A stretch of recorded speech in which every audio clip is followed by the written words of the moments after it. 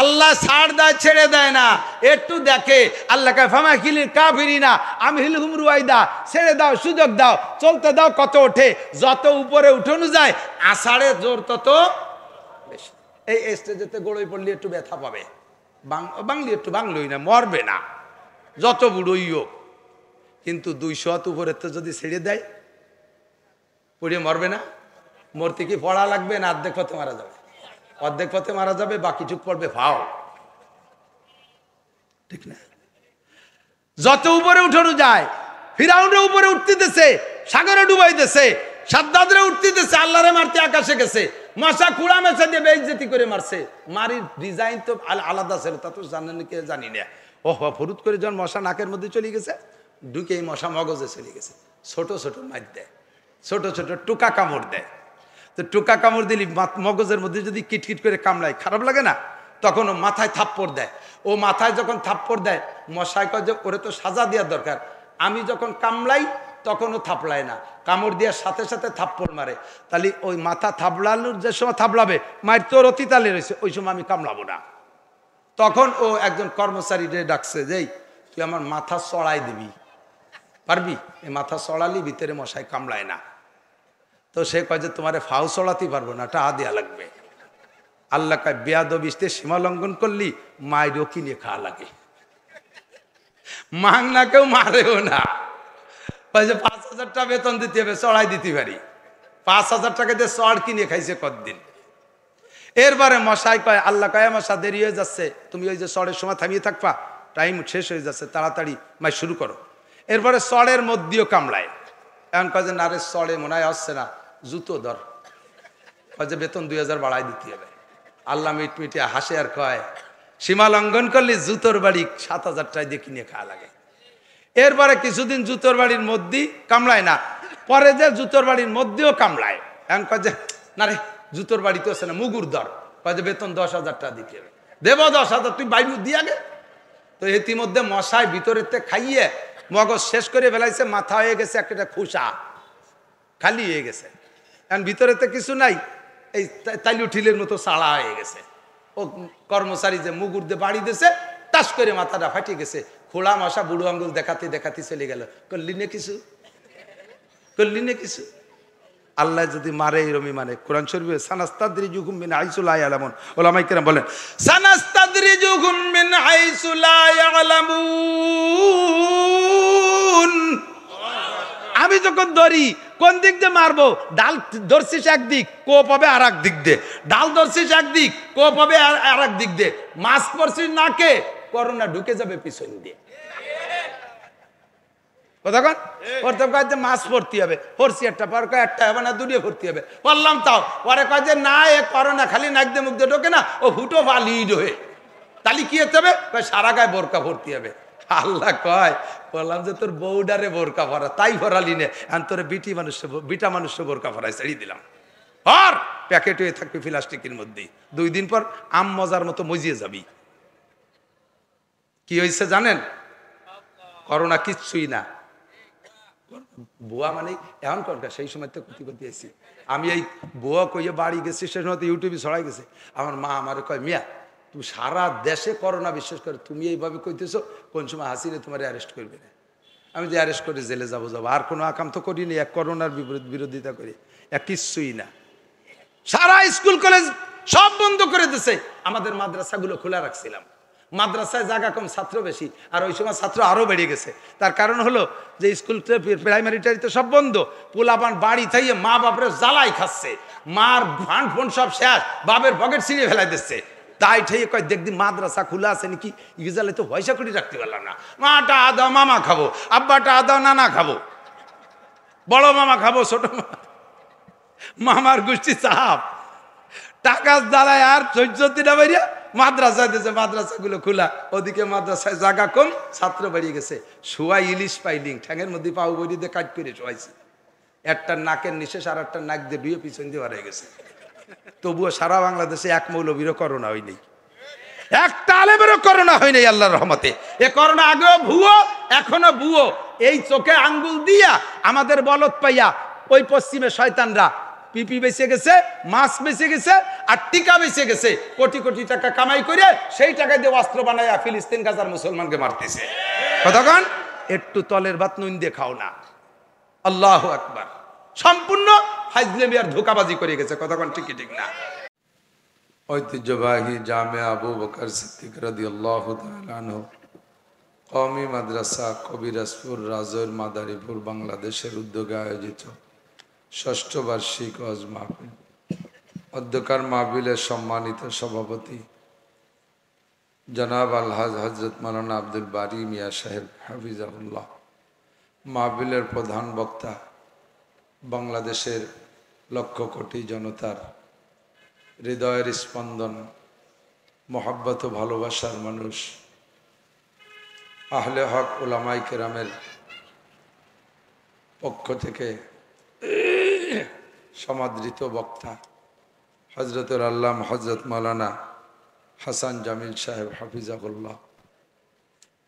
আজকের মাহফিলের অন্যান্য দাওয়াতি উলামাই কেরাম, এ অঞ্চলের অনেক অনেক উলামাই কেরাম, আইম্মায়ে মাসাজিদ, মাদ্রাসার আজিজ আমতুল্লাবা, প্রাণপ্রিয় দেশবাসী, পর্দার আড়ালে বসে থাকা মা ও বোনেরা, আল্লাহ তাবারাক ওয়া তাআলা শাহী দরবারে আমরা শুকর আদায় করি যে আল্লাহ পাক রব্বুল আলামিন মাহফিলের সুন্নতের অনুসরণ করে এ অঞ্চলের লক্ষ মানুষের মধ্য থেকে বাছাই ছাঁটাই করে আল্লাহ পাক আমাদেরকেই আগে আসার বসার তৌফিক দান করেছেন।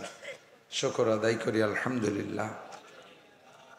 মাগরিবের পরে বয়ান করতে গেলে কথাটা আমি বলে থাকি, বয়ান করাও শোনার সুন্নতি টাইম মাগরিব বাদ আর ফজর বাদ। হুজুর আলাইহিস সালাতু ওয়াস সালাম সাহাবায়ে কিরামদেরকে নিয়ে রাত 12টা, 1টা, 2টা, 3টা ফজর পর্যন্ত মাহফিল করে খেচড়ি রান্না করিয়া এরপরে খাওয়া দাওয়া করিয়া ফজরের নামাজের আগে বাড়ি গেছে, এরকম কোনো ইতিহাস নাই। হুজুরের বয়ানের সুন্নত হলো ফজর বাদ আর মাগরিব বাদ। এই বয়ানের সুন্নত যদি আমরা ঠিক রাখতে পারি তাহলে বয়ানের থেকে যে ফায়দা সেটাও আমরা পাব। আমরা বয়ানের সুন্নতটারই ঠিক রাখতে পারি না। মানুষের ধারণা ঈশার পরে 9টার পরে প্রধান বক্তা আসবে, তারপরে ওয়াজ শুনবো। তো প্রধান বক্তার ওয়াজই যদি শুনবেন তো আরবিটাকে খালি খালি দাওয়াত দেওয়ার দরকার কি? আমরা বেটারা কি ঘাস কাটতে আসি নাকি? আমরাও তো কোরআন হাদিসের ওয়াজ করি। তো প্রধান বক্তার ওয়াজ শুনবেন।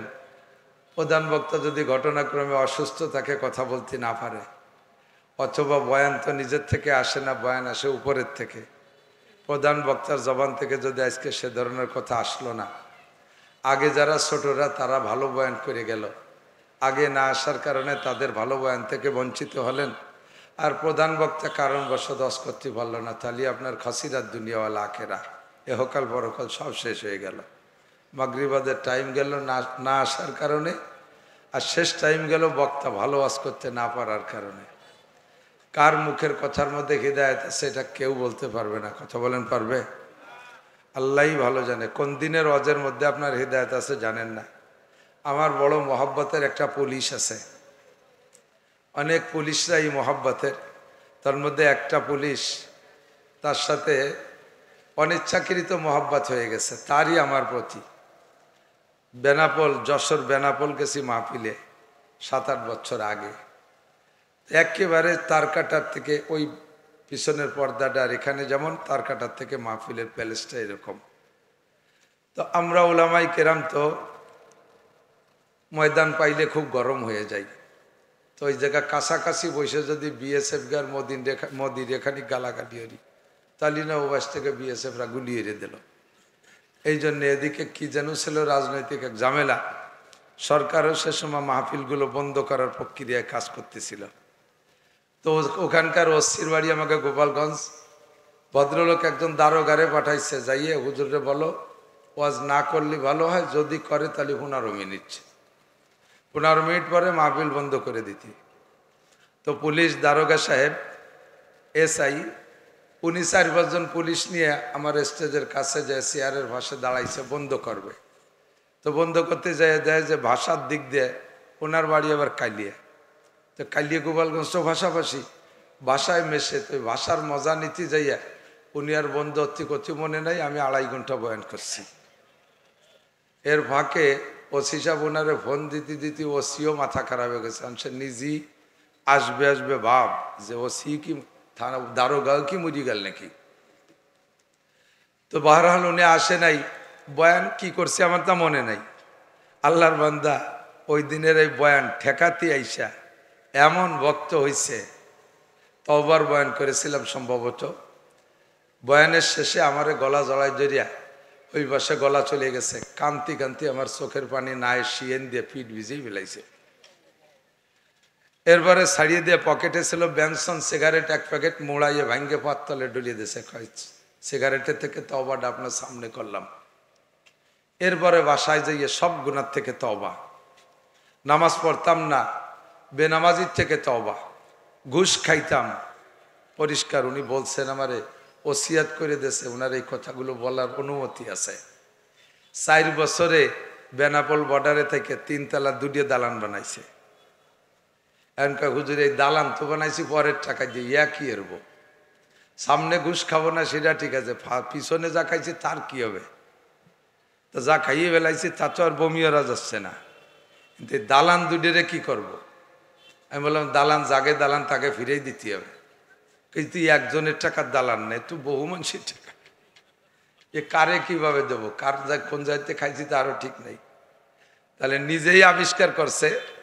উনি বলতেছেন যে তাহলে এমন হলে কেমন হয়, এই দালান 2টা আমি মাদ্রাসা করে দেব, মহিলা মাদ্রাসা, যেহেতু পুরুষ মাদ্রাসার সিস্টেম আলাদা, এটা সে ফিগারে মেশে না, মহিলা মাদ্রাসা করে দিলাম।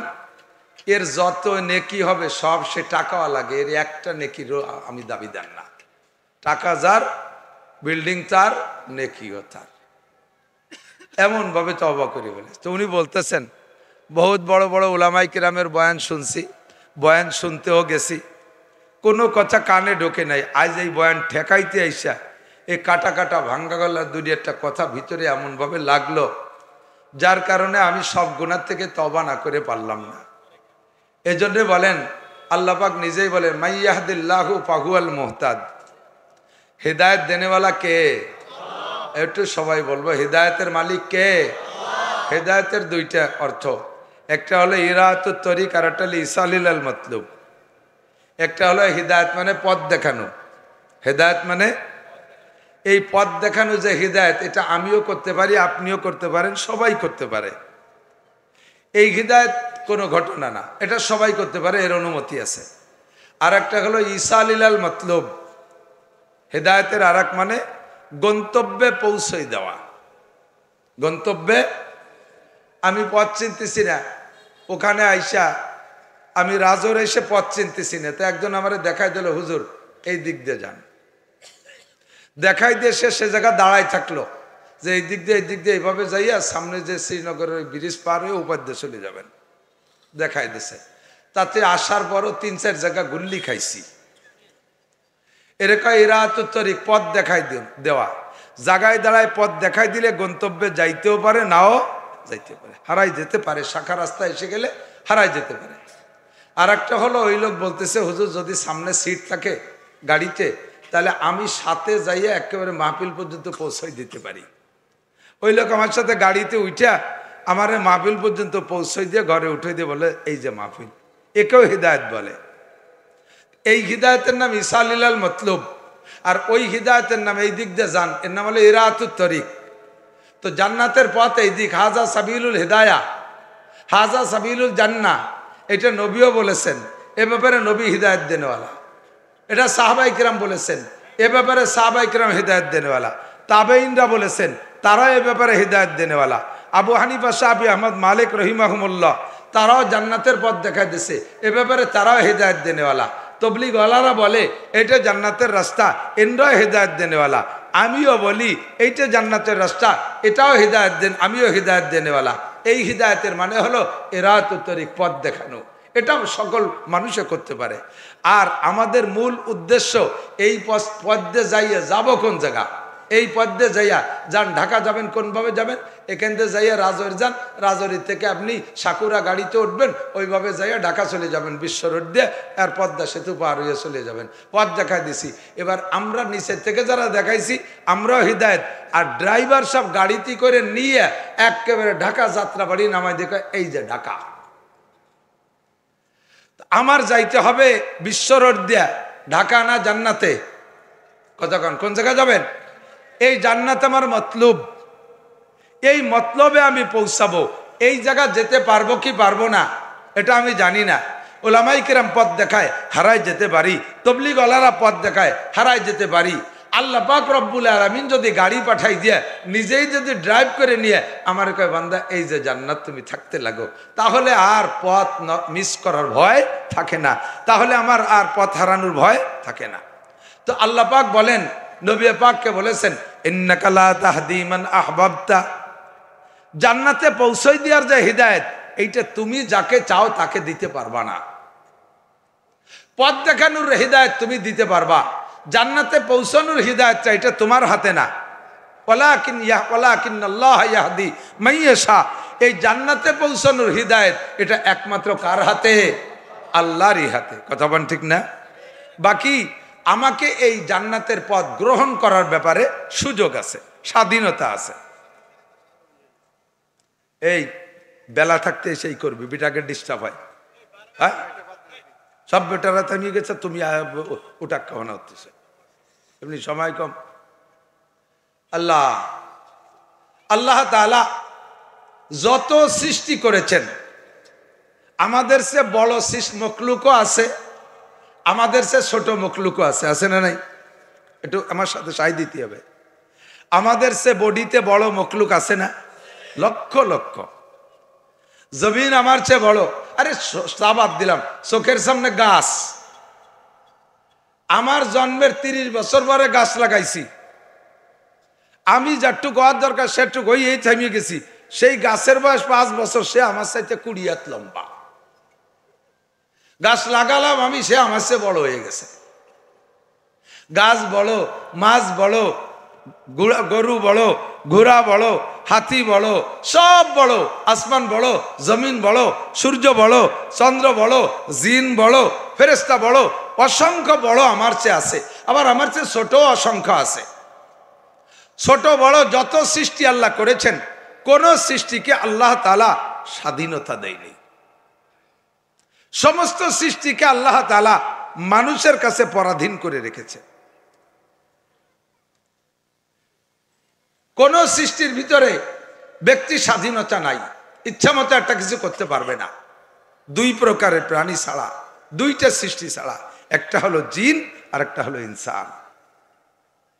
যাদেরকে আল্লাহ তাআলা স্বাধীনতা দেয় নাই, তাদেরকে কিয়ামতের ময়দানে আল্লাহ বিচার করবেন না। বাঘ জুলুম করে, হরিণকে কিভাবে ধাওয়াইয়া ধরিয়ে নিয়ে খেয়ে ফেলে, চোখের সামনে তার ছোট বাচ্চাগুলো কাঁদতেছে, সে বাচ্চাদের দিক মায়া না করে বাঘে হরিণটারে ধরে নিয়ে খেয়েই ফেলে। এত বড় জালেম, তারপরও কিয়ামতের ময়দানে জালেমের বিচার হবে না। হবে? সিংহের বিচার হবে, হাতির বিচার হবে, ঘোড়া গাধার বিচার হবে। যাদেরকে আল্লাহ তাআলা স্বাধীনতা দেয় নাই, তাদেরকে আল্লাহ তাআলা কিয়ামতের ময়দানে হিসাব নিকাশ নেবেন না, তাদের বিচার হবে না, তাদের জন্য জান্নাত জাহান্নাম নাই। যাদেরকে আল্লাহ তাআলা স্বাধীনতা দিয়েছে, এই 2টে জাতিকে কিয়ামতে জবাবদিহি করতে হবে। ফেরেশতাদেরও স্বাধীনতা নাই। কথা বলেন, ফেরেশতাদেরও স্বাধীনতা নাই। আল্লাহ স্বাধীনতা না থাকার কারণে ফেরেশতাদের এত এলেম আর জ্ঞান থাকা সত্ত্বেও এই মোবাইল বানাতে পারে না। জিবরিল আলাইহিস সালামের এত এলেম, 104খানা আসমানি কিতাবের হাফেজ আলেম জিবরাইল আলাইহিস সালাম, এই মোবাইল বানাতে পারে না, একটা সুইও বানাতে পারে না। হাতি এত বড় বডি, তার মাথার ভিতরে আইদমন গিলু, সে একটা সুই সুতো বানাতে পারে না। পারে? কেউ পারে না। মানুষ এতটুকু 3.5 হাত মানুষ, বেলের মতো একটা মাথা, এর মধ্যে খানিক গিলু, এদি এত বুদ্ধি ঠিলিয়া আকাশে উড়তে পারে, মঙ্গল গ্রহে যাইতে পারে, চাঁদে যাইতে পারে, 6 মাইল মাটির নিচে কি আছে তা মাটি ধরে শুকে বলে দিতে পারে, পানি দেখে বলে দিতে পারে এই নদীর উপর যে ব্রিজ হবে কি হবে না। এখানে বসে বোমা মারিয়ে দেয়, আমেরিকা উড়িয়ে যায়, আমেরিকা থেকে মারিয়ে দেয়, জাপান উড়িয়ে যায়। এই একটুক মানুষের একটুক মাথা দিয়ে আল্লাহ তাআলা এত কিছু আবিষ্কার করার সুযোগ করে দিছে। কথা কোন ঠিক কিনা? তো এই মানুষ আর জিন দুইটা জাতি ছাড়া আর কাহারও কিয়ামতে হিসাব হবে না। এই দুইটা জাতিকে আল্লাহ তাআলা স্বাধীনতা দিয়েছে। ও ভাই, যত বড় হাতি হোক না কেন, মানুষের কাছে যে হাতিগুলো ধরা পড়ে গেছে, এই হাতিগুলোর কি আর স্বাধীনতা থাকে? আগে একদিন আমি ফেসবুকে দেখতেছিলাম একটা হাতির ডেলিভারি, গৃহপালিত হাতির ডেলিভারি। হাতিটারে 4 হাত পা বেঁধে রাখছে শিকল দিয়ে গাছের সাথে, ওই অবস্থায় তার ডেলিভারি হলো। তার একটা বাচ্চা হলো।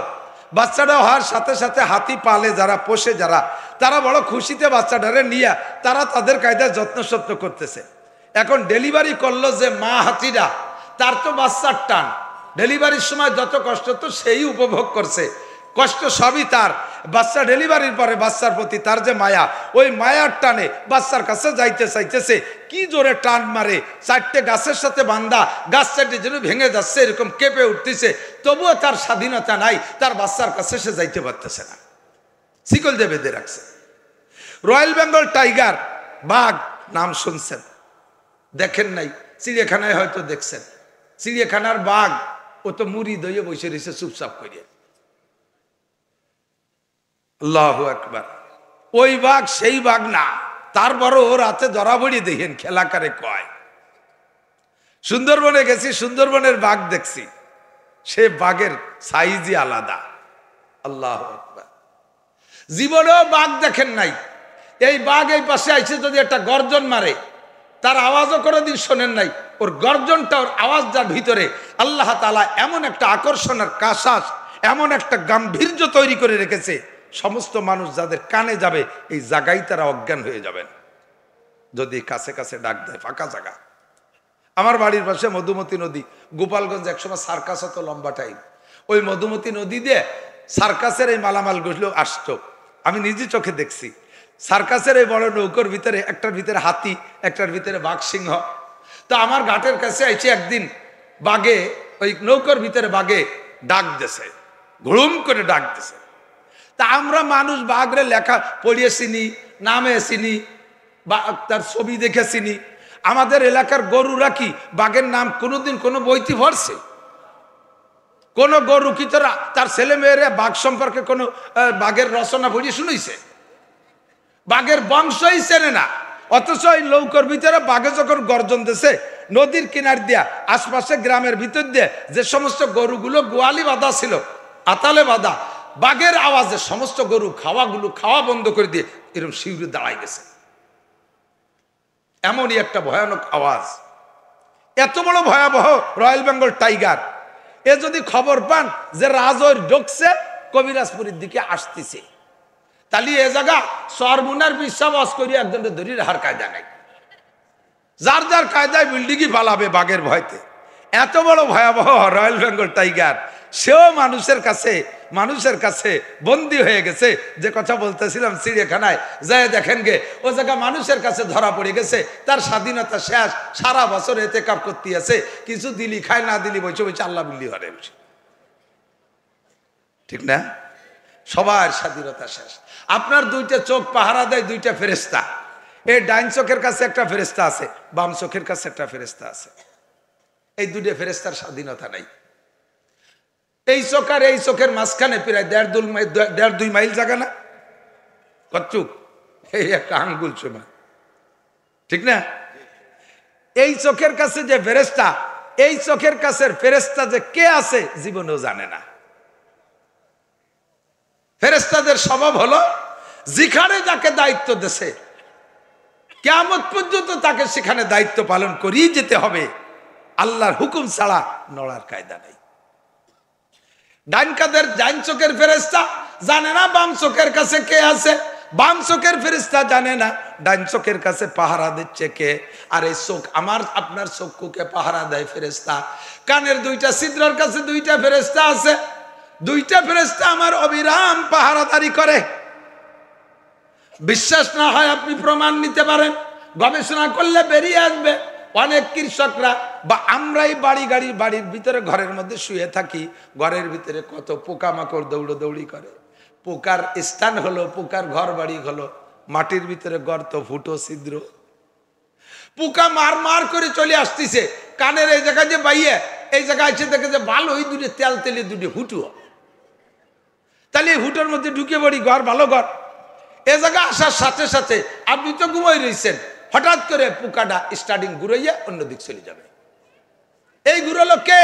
ওখানে একটা ফেরেস্তা আছে, ওখানে তোর বাসা এটা না, এ জায়গায় ঢুকিস না, ওর সাথে সাথে স্টার্টিং ঘুরে আর একদিক সরাই দেয়, আমি আপনি জানি না। আমার আপনার চোখের অবিরাম চিকিৎসার জন্য আল্লাহ পাক রব্বুল আলামিন দুই চোখের কোনায় 800 ডাক্তার দুই চোখের কাছে আল্লাহ সেট করে রাখছে। আপনি জানেন না, আমি পড়েছি। মানুষে যখন ঘুমায় মাথার ভিতরে থেকে ময়লা চোখ দিয়ে বের হয়ে আসে। এই ময়লা মাথার ভিতর দিয়ে আসে, এত বিষাক্ত ময়লা, এটা যদি চোখের মধ্যে থেকে যায় তাহলে চোখের পাওয়ার নষ্ট করে ফেলবে। সকালবেলা আপনি ঘুম থেকে উঠে কিছু দেখতে পারবেন না। এই ময়লা চোখের ভিতরে আইসা আটকে থাকলে আপনাকে এত ক্ষতি করবে। এই ক্ষতির হাত থেকে বাঁচানোর জন্য আল্লাহ তাআলা এই চোখের ভিতরে 800 পোকা, এই চোখের মধ্যে 800 পোকা, 1600 পোকা ওখানে বসায় রাখছে। তোমরাই আমার বান্দার চোখ চিকিৎসা করবা। চোখের ভিতরে যদি যত ময়লা বের হবে তোমরা রাতারাত খাইয়ে সাফ করে ফেলবা। তোমাদের জন্য কোনো বিজিএফ কার্ড নাই, সরকার তোমাকে কোনো খাবার দাবার দেবে না, তোমাকে কোনো চাকরি বাকরি নাই, তোমাদের কোনো ইরিবরর ক্ষেত নাই, অন্য কোনো জায়গায় রান্না বান্না হবে না। এই চোখের থেকে বেরোনো ময়লাই তোমাদের রিজিক। এই খাইয়ে বাঁচবা আর ওই জায়গায় এই খাইয়ে খেয়ে আমার বান্দার চোখ চিকিৎসা করবা। একটু বলেন না সুবহানাল্লাহ। ওয়া ইন তাউদ্দু নি'মাতাল্লাহি লা তুহসুহা, এমন করে আল্লাহ পাক অসংখ্য সৃষ্টি আমার আপনার জন্য সৃষ্টি করেছেন। সবই আমার খাদেম, সবই আমার গোলাম, সবই আমার নিয়ামত। আল্লাহ পাক এই অসংখ্য খাদেম দিয়া আমাকে লালন পালন করতেছেন আর সকলকে আমার খাদেম বানাই দিয়েছে। আল্লাহ নবী বলেন, খুলিকালাকুম কুল্লু শাই ওয়া খুলিকতুম লিল্লাহ। সূর্য বানাইছে তোমার জন্য, চন্দ্র বানাইছে তোমার জন্য, বাঘ বানাইছে তোমার জন্য, ভাল্লুক বানাইছে তোমার জন্য, শুয়োরটা বানাইছে তোমার জন্য, কুত্তটা বানাইছে তোমার জন্য, পোকামাকড় বানাইছে তোমার জন্য, মশামাছি বানাইছি তোমার জন্য, অসংখ্য নিয়ামত বানাইছি বান্দা তোমার জন্য। সবাই তোমার গোলাম, তুমি সবার মালিক, সবার উপরে তুমি হস্তক্ষেপ করতে পারো। বাগডারে ধরে জেলে আটকায় রাখতে পারো, হাতিডারে ধরে শিকল দিয়ে বেঁধে রাখতে পারো, গরুটা রাইখে তার বাচ্চাটা বেছে ফেলাই দিতে পারো, আরে গরুর বাচ্চাটা রাইখে তার মারে চবইতে খাইতে পারো। এ স্বাধীনতা তোমাকে দিয়েছি, সবাইরে তোমার পরাধীন বানাই দিয়েছি। ও বান্দা, তোমারে বানাইছি একমাত্র আমার জন্য, তোমারে বানাইছি আমার জন্য। ওমা খলাকতুল জিন্না ওয়াল ইনসা ইল্লা লিয়াবুদুন, জিন আর ইনসানকে বানাইছি একমাত্র আমারই ইবাদতের জন্য, আমারই গোলামি করার জন্য, আমারই উপাসনা করার জন্য। কাজেই তুমি জেনে নাও, ওয়ালাকাদ যারানা লি জাহান্নামা কাসীরাম মিনাল জিন্নি ওয়াল ইনস, কাসীরাম মিনাল জিন্নি ওয়াল ইনস, ওয়ালাকাদ যারানা লি জাহান্নামা কাসীরাম মিনাল জিন্নি ওয়াল ইনস। আরে আমি জাহান্নামকে তৈরি করে রেখেছি বাঘ ভাল্লুক দিয়ে ভরবো সেজন্য নয়, হাতি ঘোড়া গাধা দিয়ে ভরবো সেজন্য নয়, আমি ফেরেশতা দিয়ে জাহান্নাম ভরবো সেজন্য নয়। জাহান্নাম বানাইছি কাসীরাম মিনাল জিন্নি ওয়াল ইনস, জিন আর ইনসান দিয়ে ভরবো সেই জন্য জাহান্নাম বানাইছি। কারণ তোমাদেরকে দিয়েছি স্বাধীনতা। ফামান শাআ ফালইউমিন, এদিক ফামান শাআ ফালইউমিন, ঈমানের ব্যাপারেও স্বাধীনতা আছে। এ ভাই, আমাদের ঈমানের স্বাধীনতা, ঈমানের গণতন্ত্র। গণতন্ত্র যে দেশে আছে সে দেশে ভোট দেওয়ার আর রাজনীতি করার স্বাধীনতা, এনিম্যান এভরিবডি, প্রত্যেকটা মানুষের পার্সোনাল আলাদা আলাদা স্বাধীনতা। আমার মনে চাইলে নৌকোয় ভোট দেবো, আপনি ঠেকাতে পারবেন না। কতক্ষণ ঠিক ঠিক না? আমার মনে চাইলে ধানের শিশি দেবো, আপনি ঠেকাইতে পারবেন না। আমার এই স্বাধীনতা। যখনই ঠেকাঠেকি শুরু হয় তখনই গণতন্ত্র ধ্বংস হয় আর তখনই দেশের ভিতরে আগুন লেগে যায়। ঠিক কি ঠিক না? ঈমানের ব্যাপারে আল্লাহ তাআলা গণতান্ত্রিক স্বাধীনতা দিয়েছে। তুমি আমারে মানবা মানো, না মানবা না মানো, তবে আমার দুইটা নাম, একটা নাম রহমান আর একটা নাম রহিম। আমার রহমান নামের ওসিলায় আমার রহমান নামের আত্মপ্রকাশ আমি দুনিয়ায় ঘটাই, যার কারণে তুমি আমারে না মানলেও খাতি দেই, তুমি আমারে স্বীকার না করলেও খাইতে দেই, তুমি আমারে আল্লাহ না বললেও খাইতে দেই, তুমি আমার নামাজ না পড়লেও খাইতে দেই, আমার বিধান না মানলেও খাইতে দেই। আমার রহমান নামের গুণের ওসিলায় আমি ফিরাউনরেও খাওয়াই, কারুনরেও খাওয়াই, সাদ্দাদরে খাওয়াই, আবু জাহেলরে খাওয়াই, আবু লাহাবরে খাওয়াই, উতবারে খাওয়াই, সাইবারে খাওয়াই, হিন্দুরে খাওয়াই, বুদ্ধরে খাওয়াই, খ্রিস্টানরে খাওয়াই, এহুদিরে খাওয়াই, যে আমার মসজিদ ভাঙে তারেও খাওয়াই, যে আমার মসজিদ কি বলা হয় যে মন্দির বানায় তারেও খাওয়াই, কেউরে আমি ঠেকাই না, সবার জন্য খাদ্য পরিবেশন করি আমার রহমান নামের ওসিলায়। আর যেহেতু আমি ইমানের ব্যাপারে গণতান্ত্রিক স্বাধীনতা দিয়েছি, তুমি মনে চাইলে আমরা মানো, না মানলে না মানো, কতক্ষণ। তবে তুমি গণতান্ত্রিক পদ্ধতিতে যদি দুনিয়ায় ভোট দাও, যারে দাও ভোট সে যদি জিতে যায়, যারে ভোট দাও সে যদি জিতে যায়, তাহলে তোমার চেয়ারম্যান জিতলো, তোমার এমপি জিতলো, তোমার প্রাইম মিনিস্টার জিতলো, তুমি মাঠে কাজ করছো, ওই ব্যাপারে তবলিগ করছো, রাতের বেলা বহুত জনের বাড়ি যে ভোট চাইছো, বহুত জায়গাতে দাওয়া দাবড় খাইছো, কত জায়গাতে ইট পাটকেল খাইছো, সবই নেতার কানে যায়। নেতা যদি জিতে যায়, তোমাকে এর বিনিময়ে আলাদা রকম একটু পার্সোনালিটি তার কাছে থাকে, এর বিনিময়ে হাদিয়া তোফা একটু আলাদা থাকে। তোমার ছেলেপেলেগুলোকে যে কোনো কোঠায় একটা চাকরি বাকরি দেওয়ার ব্যবস্থা নেতা করে, ঠিক কি না? আর যদি নেতা জানে এই কটা আমার বিদ্রোহী, এই কটা আমার উল্টো পাল্টা করছে, ওরা আমার নামে কুচ্ছা রটাইছে, আর সেই নেতা যদি জিতে যায়, তাহলে যেগুলো কুচ্ছা রটাইছে আর বিরোধিতা করছে, পরবর্তীতে ওই নেতার কাছে চাকরির জন্য গেলে ওকে চাকরি আগে দেবে না? কথা কয় না, যাটাই দিয়ে বড়ই দেবে, কথা কন না কে, বলে দেবে যে তুই আমার বিরিজির মধ্যে হাঁটবি না, আমার বানানো বিরিজি উঠবি না, বিদ্রোহ করেছি যার আমার বানানো বিরিজি উঠবি। এমনই চলতে থাকে। আল্লাহ কয় দুনিয়ার সিস্টেম আমার কাছেও, তুমি আমারে মানবা, তাহলে তোমার জন্য রয়েছে জান্নাতিন তাজরি মিন তাহতিহাল আনহারু খালিদিনা ফিহা আবাদা, ওয়ানাদি অনন্তকালের জান্নাত, ওয়ালাকুম ফিহা মা তাশতাহি আনফুসুকুম ওয়ালাকুম ফিহা মা তাদউন। বান্দা তুই আমারে মেনে নে, আখিরাত তো রইছেই রইছে, দুনিয়ায় তোরে কি পরিমাণ শান্তি দেব। আল্লাহ কয় ওয়ালাউ আন্না হালাল কুরা আমানু, আয় আমার দিক, ওয়ালাউ আন্না হালাল কুরা আমানু ওয়াত্তাকাও, ওয়ালাউ আন্না হালাল কুরা আমানু ওয়াত্তাকাও। যদি দুনিয়াবাসী আমাকে বিশ্বাস করে, আমি আল্লাহকে মানে, জোরে বলেন আল্লাহ আছে, জোরে কান আছে, সত্যই আছে, মনের থেকে বিশ্বাস করেন আল্লাহ আছে। আল্লাহ কয় তুমি যদি আমাকে বিশ্বাস করো, ওয়াত্তাকাও, আর আমারে ভয় পাও, আমাকে বিশ্বাস করো, আমারে ভয় পাও, তাহলে তোমার জন্য রয়েছে দুনিয়ার নিয়ামত। লাফাতাহনা আলাইহিম বারাকাতিম মিনাস সামাই ওয়াল আরদ, আসমান থেকে রহমত, জমিন থেকে বরকত। বলেন আসমান থেকে রহমত, জমিন থেকে বরকত, সব কিছু আমি আল্লাহ তাআলা দরজা খুলে দেব। এর জন্য তোমার মোনাজাত করা লাগবে না, সবে বরাতে কান্দা লাগবে না, সবে কদরে চা লাগবে না, কাবা ঘরের গিলাফ ধরে কান্দা লাগবে না, মৌলবীকে বাড়ি রেখে মিলাদ পড়াইয়া আলাদা মোনাজাত করা লাগবে না, খতম পড়ানো লাগবে না, কিচ্ছু করা লাগবে না। তুমি শুধু আমাকে ঈমান দাও আর আমারে তাকওয়া দাও, আমারে বিশ্বাস করো, আমারে ভয় করো, আমাকে বিশ্বাস করো, আমাকে ভয় করো, তাহলে আমি কি দেব? কয়লা ফাতাহনা আলাইহিম বারাকাতিম মিনাস সামাই ওয়াল আরদ, আসমান থেকে রহমত আর জমিন থেকে বরকতের দরজা খুলে দেব। ওয়াদা কার? আল্লাহ মাসে একবার মিথ্যে কথা কয়, বছরে একবার ওয়াদা খিলাফ করে, কোনদিন আল্লাহ উল্টো পাল্টা কয়। আল্লাহ নিজেই বলে ইন্নাল্লাহা লা ইউখলিফুল মিয়াদ, আমি তোকে মতন সিটার বাট পান্ডা যে সকালে একটা খবর বিকেলে আর একটা খবর। আমি আল্লাহ তাআলা কোনোদিনও ওয়াদা খিলাফ করি না। তুই এই দুইটা জিনিস আমারে দে, আমি যা ওয়াদা করছি না দিলি বার আমারে আল্লাহ কইস নে, যা ওয়ান টেস্ট একবার ট্রাই করে দেখ, ওয়ান টেস্ট একবার ট্রাই করে দেখ, বিশ্বাস না হয় আশেপাশে একটু নজর করে দেখ। কোনো কিছু এখন পিছনের ইতিহাস বলা লাগে না, সব ইতিহাস আল্লাহ তাআলা সামনের পর তৈরি করতেছে। কথা কোন ঠিক কি ঠিক? সমস্ত ক্ষমতার মালিক কে? বিশ্বাস করেন কে? জনগণ ক্ষমতার উৎস, বলেন। এই কথা বলেই মার খাইছি। জনগণ ক্ষমতার উৎস। আমার রাজনীতিবিদরা কত কথা যে শিখাই, আমরা মৌলবীরা কইতে কথা বার্তা বেক্সিটার ভাবই আলাদা, মৌলবী কি বুদ্ধি আছে।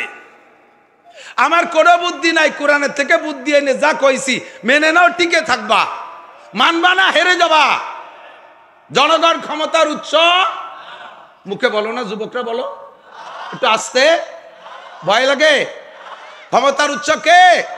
বাঁচায় আল্লাহ, মারে আল্লাহ, খাওয়ায় আল্লাহ, পড়ায় আল্লাহ, না খাওয়ায় আল্লাহ, জিতে আল্লাহ, হারায় আল্লাহ।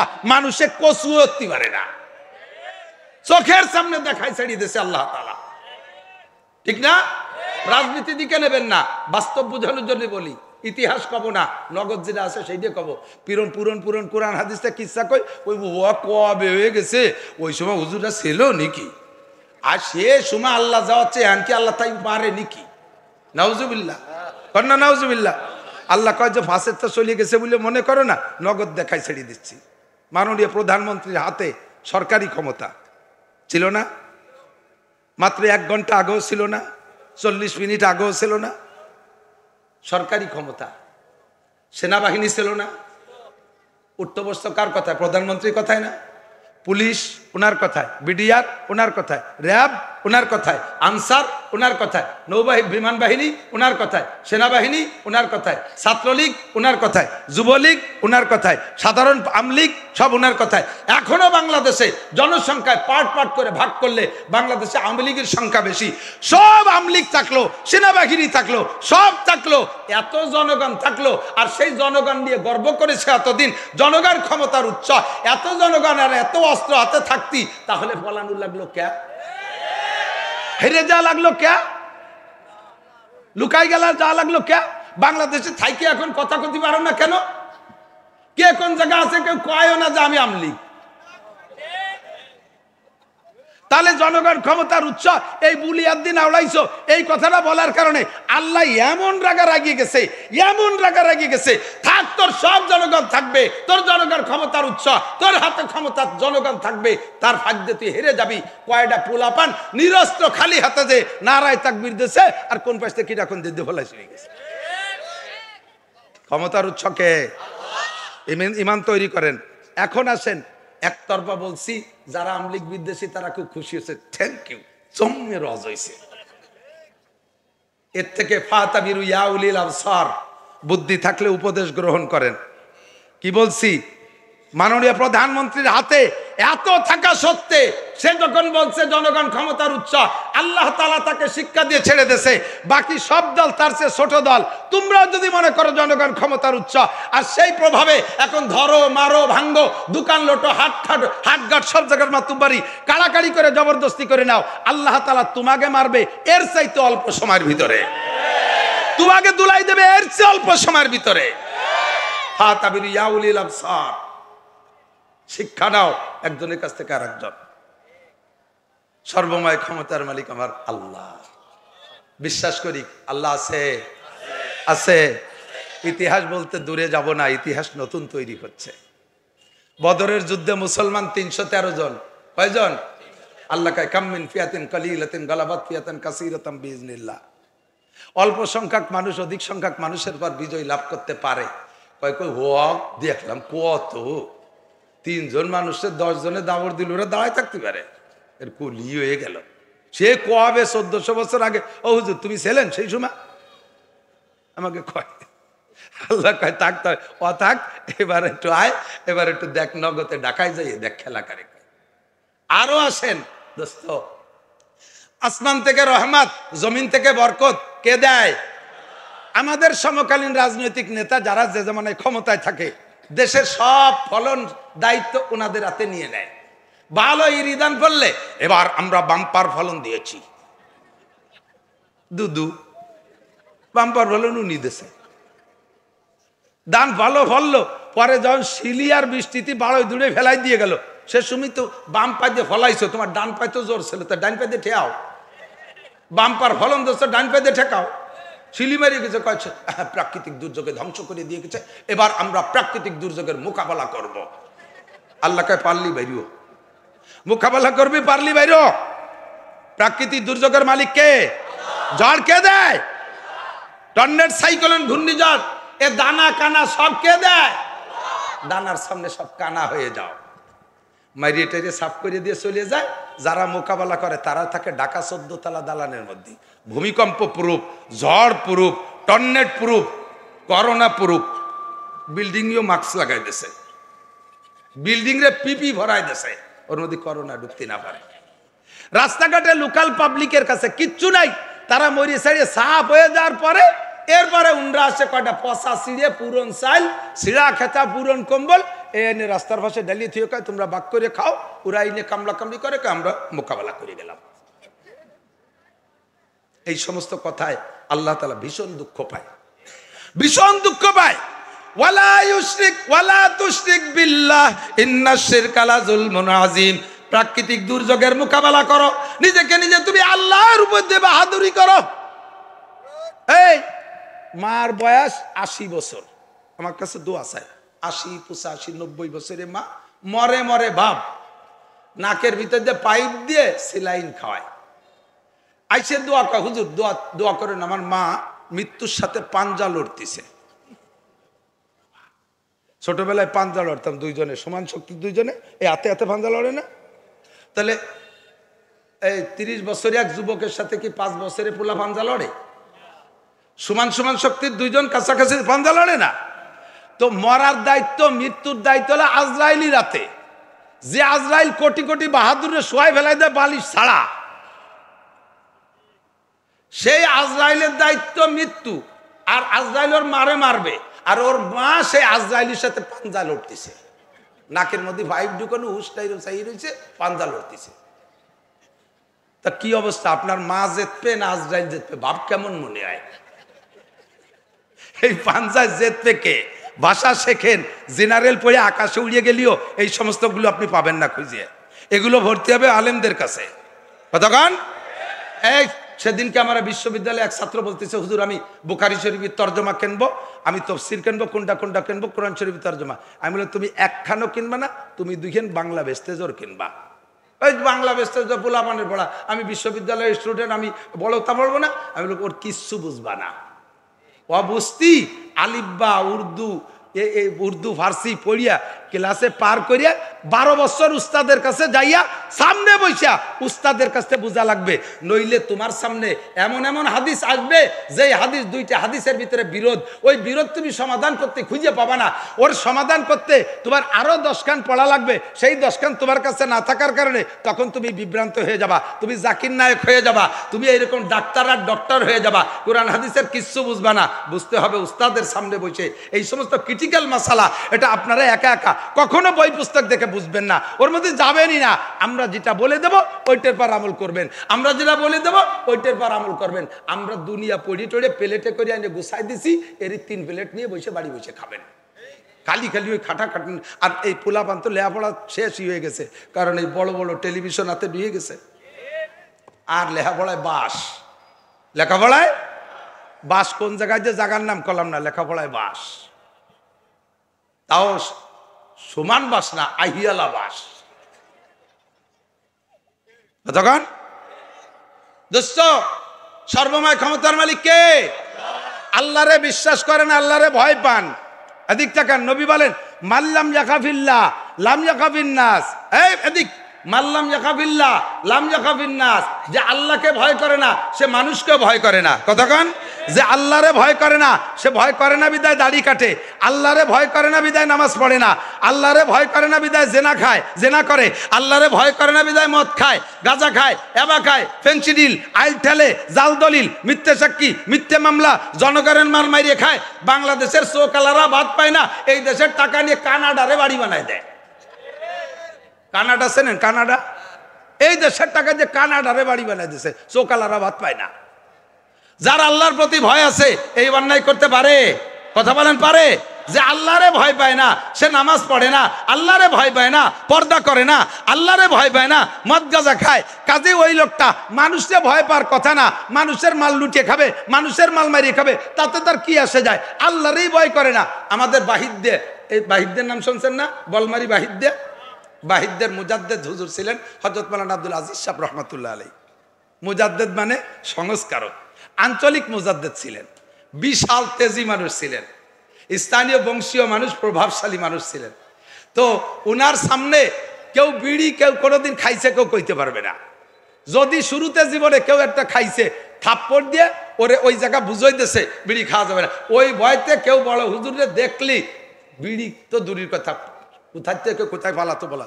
হুজুর একবার বিলির মধ্যে দিয়ে যাচ্ছে রমজান মাস, তা আগে, এখন তো নেই সে পদ্ধতি, আগে কৃষকরা মাঠে হাল চাষ করতো ভোরবেলা থেকে, শেষ রাত্রি চলে যেত চাষ করতে, 8টা 9টার দিকে খাবার নিয়ে যেত না মাঠে, আর ওই মাঠে বসে খানা খাইতেন। খাইছেন নাকি কেউ? এরকম পার্টি আছে না? সোনারগাঁও হোটেলে বসে ভাত খালি যে মজা, ওই মাঠে বসে ভাত খালি তার চেয়ে বেশি মজা। সত্যি কথা কইছি না, জন্মের সত্যি কথা কইছি, আমিও খাইছি। ডাইল ডুল যা দেয় হাঁসের মতো গেলে চাবায় না, বিশাল মজা ওই মাঠের ভাতে। আল্লাহ, তোর রমজান মাসে বাহিরদের হুজুর মাঠের মধ্যে দিয়ে হাঁটতেছে, দেখে যে 2 কৃষক হাল চাষ করতে যায়, জোড়া হাল মনে আছে নাকি, একটা আগে একটা পিছে, তো ওরা দাঁড় করিয়ে সকালে খানা খাচ্ছে রমজান মাসে। তো ওই খাওয়ার সময় হালরে দাঁড় করে রাখে, আর ওই হাতে যে লাঠিটা তা করে আইলু লাঠি কয়, ঠিক আছে নাকি, এই আইলু লাঠি লাঙ্গলের গোড়ায় মাটিতে গুজিয়ে ছুঁয়ে ভাত খায়। তো ওই আইলু লাঠি পিছনে, লাঙ্গল গরু পিছনে, ওইভাবে গামছা বিছাইয়া ভাত খাচ্ছে, দস্তারখান বিছাইয়া জেলার ভিতরে। এর মধ্যে বাহিরদের বড় হুজুর আসতেছে, তো হুজুরে দেখিয়া আর একজন আইলিও, ও খাওয়া দাওয়া বন্ধ হয়ে তাড়াতাড়ি বন্ধ হয়ে ছুঁয়ে একটা খাচ্ছেই না, একেবারে রোজাদার ব্যক্তি দিয়ে বসে রয়েছে। আর ওরে করছে যে এই সর্বনাশ করছে, ওই যে বড় হুজুর আসতেছে তোরে দিবে না, রোজা একেবারে খাওয়াই ছেড়ে দিবে। ও বলতেছে আল্লাহ রে ভয় আল্লাহ না, আর বড় হুজুর রে, আল্লাহ রে ভয় করলে তো রোজা রাখতাম, কথা তো সত্যি। আল্লাহ রে ভয় করলাম না, আর বড় হুজুর রে, এই কথা বাতাসের সাথে উড়িয়ে হুজুরের কানে চলে গেছে। হুজুর আর কথাবার্তা না কইয়ে গুড়ি পায় আইসে লাঙ্গলের গোড়ায় তাইলু লাঠিখান উঠোই নিয়ে বাতের মধ্যে গা ঠাইসিয়ে ধরিয়া পাশায় আর পিটি সপাসাপ, তোর আল্লাহ রে বয়ারা লাগবে না, আমারে বয়লে রোজা থাকতে পারবি। বাল হইয়ে পাশা সামলা সিলি ভেড়া দিত, শয়তান বিয়াদব মোশরেক কাফের, আল্লাহরে ভয় করিস না মানে? আল্লাহর ভয় করবি না কেন? তোর আল্লাহর ভয় আসবে না কেন? রমজান মাসে হাল চাষ করবি, বেলা 10টা পর্যন্ত রোজা থাকবি, রোজা ছাড়বি না। তওবা করে পেশাব পায়খানা করে দিয়েছে বাড়ির টেলায়, ওই সময় আস্তাগফিরুল্লাহ তওবা রেখো, হুজুর আপনার পায়ে ধরি, জীবনে আল্লাহ যদি শোষিত রোজা ছাড়বো না। মাল্লাম ইয়াখাফিল্লাহ লাম ইয়াখাফিন্না, যত মানুষে অন্যায় করে সম্পূর্ণ আল্লাহকে ভয় না করার কারণে করে। আল্লাহকে যদি শতভাগ ভয় করে, আল্লাহকে যদি শতভাগ ভয় করে, ওই লোকটা কি ঘুমায় থাকতে পারে? ওই লোকটা ঘুমায় থাকতে পারে? মার্ডার কেসের আসামি বহুত দিন পলায় বেড়াইছেন, কোনো মতে আজকে লুকায় পালায় বাগানের মধ্যে দিয়ে বাড়ি এসে ঢুকছেন, আপনাকে আবার শেষটায় থার আগে সেরে চলে যেতে হবে, বাড়ির থেকে চলে যেতে হবে, নইলে সকালবেলা কোনোভাবে আশ পাইলে র্যাব পুলিশ যৌথ বাহিনী ঘুরতেছে, ধরে নিয়ে যাবে। এই ভয় আপনার ভিতরে কাজ করতেছে। এত বড় ভয় ভিতরে থাকতে রাত্রে যদিও কিছুক্ষণ বাড়ি থাকেন, স্ত্রীর সাথে আনন্দ ফুর্তি যদিও করেন, আগের মতো তো হবেই না, বরঞ্চ আপনার চোখে এক পলক ঘুম আসবে না। কারণ ঘুমোয় যদি যাই, উঠতে যদি না পারি, তাহলে সকালবেলা র্যাবে ধরে নিয়ে যাবে। এই ভয় অন্তরে বিরাজ করে কি করে না? আর ওই ভয় সারাটা রাত ঘুম হয় না। দুনিয়ার র্যাব আর পুলিশের ভয়তে যদি তোমার রাত্রে ঘুম না হয়, আহকামুল হাকিমের সামনে দাঁড়াইয়া 4টি প্রশ্নের জবাব দেওয়া লাগবে। বুড়ো 70 বছর সময় কোথায় লাগাইছো? যুবক যৌবনকালটা কোথায় কাটাইছো? এই অর্থবিদরে যারা আছো, এই সম্পদ যা কামাই করেছো, মিনাইন একতাসাবা ফিমা আনফাকা, জনগণের হক মারিয়ে দিয়ে তাই দিয়ে তুমি মসজিদ বানাই দেছো, তাই দিয়ে তুমি কাবাঘর বানাইছো, তাই দিয়ে তুমি মাদ্রাসা বানাই দেছো। তোমার কাছে এই হারাম টাকা আমি চাই নাই। এই তুই কষ্ট করে কামাই করে আবার হারাম জায়গা খরচ করছিস, সারা দিন ভরে ভ্যান চালাইয়া সপ্তাহে শনিবারে যে বেরাকের টাকা কিস্তি পরিশোধ করিস, কামাই করছিস হালাল ভাবে, খরচ করিস হারাম ভাবে, এই সমস্ত উল্টো পাল্টা কেন করছিস? জবাব আল্লাহর কাছে দেওয়া লাগবে কি লাগবে না? কথা বলেন লাগবে। এই ভয় যার অন্তরে আছে, ওই লোকটাকে এই অন্যায়গুলো করতে পারে, এই অন্যায় করতে পারে। আল্লাহ পাক তখনই বলেন, ওয়ালাউ আন্না আহলাল কুরা আমানু, যদি তুই আমাকে 100 ভাগ বিশ্বাস করিস, আর ওয়াত্তাকাও, আমাকে যেমন ভয় করা দরকার ওই রকম ভয় যদি তোর অন্তরে থাকে, তাহলে তুই নামাজ ছাড়বি না, তুই রোজা ছাড়বি না, তুই হজ ফরজ হইছে ছাড়বি না, যাকাত ফরজ হইছে না দিয়া পারবি না, দাড়ি গজাইছে কোনোদিন কাটতে পারবি না, তোর মুখের দাড়িতে খুর লাগাবি তো বিশ্ব নবীর কলিজায় খুর লাগাইলি, তোর মুখের দাড়িতে খাটো করার জন্য কেচি লাগাইলি, বিশ্ব নবীর কলিজায় তুই কেচি লাগাইলি। বেপর্দা করবি, আল্লাহর হকের মাথায় বাড়ি মারলি, সুন্নাত তরক করলি, নবী পাকের মাথায় বাড়ি মারলি, এত বড় অন্যায় করবি আর তুই আমার কাছে রহমত আর বরকতের আশা করিস, জীবনে সম্ভব না বান্দা। তুই আমি আল্লাহকে ভয় কর আর আমার শরীয়তের বিধানগুলো মেনে চল। আমাকে তুই বিশ্বাস কর, আমি তোর জন্য রেখেছি কি জানিস? এই আমি তোর জন্য রেখেছি আসমান থেকে বরকত আর আসমান থেকে রহমত, আসমান থেকে রহমত আর জমিন থেকে বরকত। এই রহমত আর বরকতের জন্য তোমার আলাদা মুনাজাত করা লাগবে না, আলাদা খতম পড়ানো লাগবে না, মৌলবীকে ডাইকা বাড়ি নিয়ে মিলাদ পড়ানো লাগবে না, কিচ্ছু করা লাগবে না। আমি আল্লাহর পর ওয়াজিব হইয়া যায় তোমার সব চাহিদা পূরণ করা। বান্দা তোমার বিশ্বাস না হয়, সাহাবাদের ইতিহাস বাদ দাও, তাবেইনদের ইতিহাস বাদ দাও, আগের নবী রাসূলদের ইতিহাস বাদ দাও। নগদে 22 সাল 23 সাল 24 সাল চলে, 22 সাল 23 সাল 24 সাল, এই 2.5 বছর তুমি একটু চোখ লাগাও, পয়সা থাকলে একটু কষ্ট করে যে দেখে এসো আফগানিস্তান, যাও আফগান দেখে আসো, পেপারে পড়ো, সোনার বাংলাদেশ, আমার স্বাধীন বাংলাদেশ। বাংলাদেশের মাটির মধ্যে এত উর্বর মাটি পৃথিবীর অন্য কোনো জায়গা নাই। এই মাটিতে আদম আলাইহিস সালামের অবতরণ ঘটেছিল। এই ভারতবর্ষের শরণদ্বীপে হযরত আদম আলাইহিস সালামের আবির্ভাব হয়েছিল। উনি ওখানে এসেছিলেন, ওনার আগমনের কারণে এই ভারতবর্ষের মাটির ভিতরে আল্লাহ জান্নাতি বরকত দিয়ে দেশে। মাঠের থেকে ধানের বোঝা মাথায় করে বাড়ি আসি, জাকিতে রাস্তায় যদি ধান পইড়া যায়, পড়ে না? ধানের বোঝা, পাকা ধানের মাথা বোঝা মাথায় করে রাস্তায় ঝাঁকিতে পড়ে না? এই ধান মাটিতে পড়ে রয়েছে, যদি মুরগিতে কাকশালিকে খেয়ে না ফেলে ও মাটির মধ্যে জায়গা করিয়ে নিতে পারে, কিছুদিন পরে একটু পানি পাইলে অনায়াসে একা একা গজায় যায়। গজায়, সার দেওয়া লাগে, কীটনাশক দেওয়া লাগে, কিচ্ছু দেওয়া লাগে না, বৃষ্টির পানি পড়লে একা একা গজায় যায়। ছাগল গরুতে খাইয়ে না ফেললে ও একা একাই বড় হয়ে যায়, কিচ্ছু দেওয়া লাগে না, ওর গোড়ায় দিয়ে আরো 7টা গাছ হয়ে যায়। আর প্রত্যেক গাছের মাথায় 3 মাসের পরে যে একটা শীষ হয়, ফিকুল্লি সুম্বুলাতিন মিয়াতু হাব্বা, আল্লাহ কয় ফিকুল্লি সুম্বুলাতিন মিয়াতু হাব্বা, প্রত্যেক শীষের মাথায় 100 করে ধান হয়। বাংলাদেশের মাটি এত শক্তিশালী মাটি, সেই মাটিতে কিচ্ছু লাগে না। গাছ আমের আঠি পড়ে যায়, এমনি গাছ গজাইয়া গাছ হয়ে যায়, খেজুরের আঠি পড়ে যায়, এমনি গাছ হইয়া ফল হওয়া শুরু হয়, তালের আঠি পড়ে যায়, এমনি পড়ে গাছ গজাইয়া গাছে তাল হওয়া শুরু হয়ে যায়। কতক্ষণ ঠিক কি ঠিক না? ও দোস্ত, সেই আফগানিস্তান এ পাথরি দেশ, মরুভূমির দেশ, সেই দেশে আগে যে গাছ ছিল, 40টা বছর যুদ্ধ করছে, 20 বছর রাশিয়ার সাথে আর 20 বছর ন্যাটো বাহিনীর সাথে। আমেরিকা হলো ওদের আমিরে শরিয়ত, আমিরে শয়তান। আমেরিকা কি? আমিরে শয়তান, বলেন আমিরে। দুনিয়ায় ইবলিশ শয়তান আপাতত কোনো কাজ করতেছে না, জো বাইডেনরা খেলাফতি দিয়ে সরিয়ে চলে গেছে। এই আমেরিকাওয়ালা 42টে শক্তিশালী দেশকে একত্রিত করে ন্যাটো বাহিনী নাম বানাইয়া এই 42টে শক্তিশালী বাহিনী দিয়ে বুমা মারতে মারতে তামা করে ফেলাইছে আফগানিস্তানের মাটিকে 20 বছর। আর রাশিয়া আর এক শক্তি 20 বছর মারছে। ও জায়গা তো মানুষ থাকার কথা না, ও জায়গা কোনো গাছপালাই থাকার কথা না, মাটি তামা হয়ে গেছে। আগে যে সেই সময় যে ডালিম গাছগুলো ছিল তাদের ওই আমলে রুশরা এবং আমেরিকানরা শাসন করছে, যে ডালিম গাছগুলো ছিল, গাছে ডালিম হইতো, 1 কেজি ডালিম হইতে 4টে ডালিম লাগতো, 250 গ্রাম সাইজ ছোট ছোট ডালিম হইতো। সেই গাছ রয়ে গেছে, ওই ন্যাটো বাহিনী পালাইছে, রাশিয়া তো আরো আগে পালাইছে, মূল লাগাতে দেশ আসছে, শরিয়াতের কোরআনের বিধান 100-100 বাস্তবায়ন হচ্ছে। 100 ভাগ পর্দা, টুপি হবে, দাড়ি কোনো যুবক কাটতে পারবে না, মেয়েরা চাকরি করবে না, মেয়েরা ঘরে বসে আরামসে ভাতা পাবে, আরামসে খাবে। তারা মহিলা নরম জাতি, তারা কেন খাটিয়ে খাবে? তারা আমাদের আদরের জাতি, তারা আমার মা, ঘরে বসে আরামে সম্মানের সাথে খাবে। তারা লেখাপড়া করবে, কোরআন হাদিস পড়বে, তাদের ডাক্তার ইঞ্জিনিয়ার হওয়ার দরকার নেই, তাদের মুফতি মুহাদ্দিস হওয়ার দরকার নেই, তারা ওয়াজ করবে না, ইমামতি করবে না, কাজেই তারা সম্মানের সাথে ঘরে বসে খাবে। এই সম্মান তাদেরকে দিয়েছে। বেনামাজি কেউরে পালি তার খবর আছে, মদ গাঁজা পাইলে তার খবর আছে। এইভাবে শরীয়তের বিধান 100-100 বাস্তবায়ন করার কারণে সেই ডালিম গাছ সেই জায়গায় আছে, যেই ডালিম গাছে 1 কেজি ডালিম হতে 4টে ডালিম লাগতো, এখন সেই গাছের একটা ডালিমে 1 কেজি হয়। গাছ পাল্টাই নেই, সেই গাছ কি পাল্টে গেছে বলেন তো?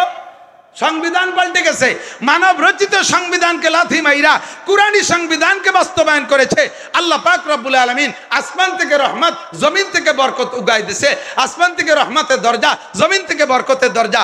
খনিজ সম্পদ যেখানে হাত দিচ্ছে মোল্লারা তা পেয়ে যাচ্ছে। মোল্লারা ইঞ্জিনিয়ারও না, ডাক্তারও না।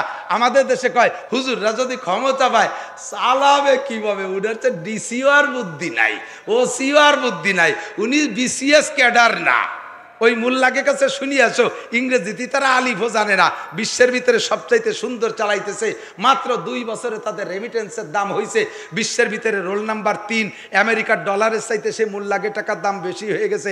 তাদেরকে আল্লাহ তাআলা সব প্রযুক্তি শিখাই দিয়েছে।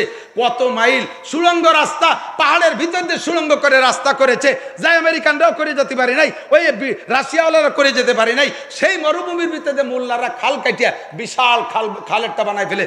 সবাই দেখে আশ্চর্য হয় মোল্লারা পারলো কি করে। জাপানের গাড়ির চাইতে অত্যাধুনিক গাড়ি এই মোল্লারা তৈরি করে ফেলাইছে। মোল্লারা IIM পাস করে নাই, ইংরেজি পড়ে নাই, সায়েন্স বিজ্ঞান পড়ে নাই। আল্লাহ তাআলা কোরআনের সায়েন্স দিয়ে তাদের মাথাটাকে ভরপুর করে দিয়েছে। কথা বলেন ঠিক ঠিক না? ঠাট্টা করো না, ব্যঙ্গ করো না, বিশ্বাস করো আল্লাহর উপরে। আমি সব সময় বলেছি আমাদের এই বেল্টটা আওয়ামী লীগের বেল্ট, এখানে আওয়ামী লীগ বেশি। আমি তাদেরকেই বলি, মাননীয় প্রধানমন্ত্রীর কাছে এই বার্তা বহুবার পাঠাইছি, কিন্তু আমাদের নেতারা স্টেজে বসে শোনে, ওই পর্যন্ত শোনার পরে লাগাতে উঠে চলে যায়, সব ভুলে যায় পাতি শিয়ালের মতো। শিয়াল রাত্রি বসে মুরাকাবায় বসে, নামাজ কালাম ছাড়াই মুরাকাবায় বসে, বসে লেজ পাছানোর তলে দিয়ে এরকম ধ্যান করে ও টের পায় কোন মুরগির দরজা খোলা আছে, কাগে মুরগির ঘরের দরজা ঢিলে আছে, কোনভাবে টান দিলি খুলবে, সব ওর মুতালার মধ্যে এসে যায়। ও টের পায়। যখন নিয়ত করে রওনা দেয়, লেজ জাড়াইতে উঠলি সব ভুলে যায়, আরে কি হলো। তাহলে জায়গায় বসে থাকলি তো মুরগি হাতে আসবে না, জাতিতে হবে, তা উঠে 8 দিনই যায় ভুলিয়ে। এই জায়গায় বসে পড়াই দিছি, বাংলাদেশ সরকারের হাতের থেকে ক্ষমতা যাবে না, কোনোদিন যাবে না। আমি 3টে পরামর্শ দিছি, অনলি 3টে পরামর্শ, আর পরে শেষের দিকে এসে আরেকটা বাড়াই দিছি। 1 নম্বর পরামর্শ দিছি, মাননীয় প্রধানমন্ত্রী কত বিল পাস করলেন, কত বিল পাস করলেন, মাত্র এই কয়টা বিল পাস করেন। জাতীয় সংসদ থেকে বাংলাদেশ মুসলমানের দেশ, এই ধর্ম নিরপেক্ষতার দেশ, এর মানে হলো হিন্দুরা হিন্দুদের ধর্ম পালন করবে, আমরা হস্তক্ষেপ করব না, বুদ্ধরা তাদেরটা করবে, খ্রিস্টানরা তাদেরটা করবে, আমরা সংখ্যাগরিষ্ঠ মুসলমান, আমাদের ধর্মীয় প্রাধান্যতা থাকতে হবে। কথা বলেন ঠিক ঠিক না? দুঃখ লাগে আমাদের মাহফিল আর হিন্দুদের পূজা পাশাপাশি 2 মাঠ, পাশাপাশি 2 মাঠ। হুজুররা তো আর হিন্দু গায়ে পুজোর তারিখ মিলকে অত খবর রাখে না, ইন্দ্রা ডায়েরি দেখে বক্তাকে যে তারিখই পাইছে সেই তারিখে মাহফিলের ডেট নিয়ে আসছে, ঘটনা করে পুজোর সাথে পেঁচে গেছে। বাস, বাংলাদেশ সরকার পুজোটা চলবে, মাহফিলটা বন্ধ। চলছে কি চলছে না? কথা বলেন। পুজোটা চলবে, মাহফিলটা বন্ধ।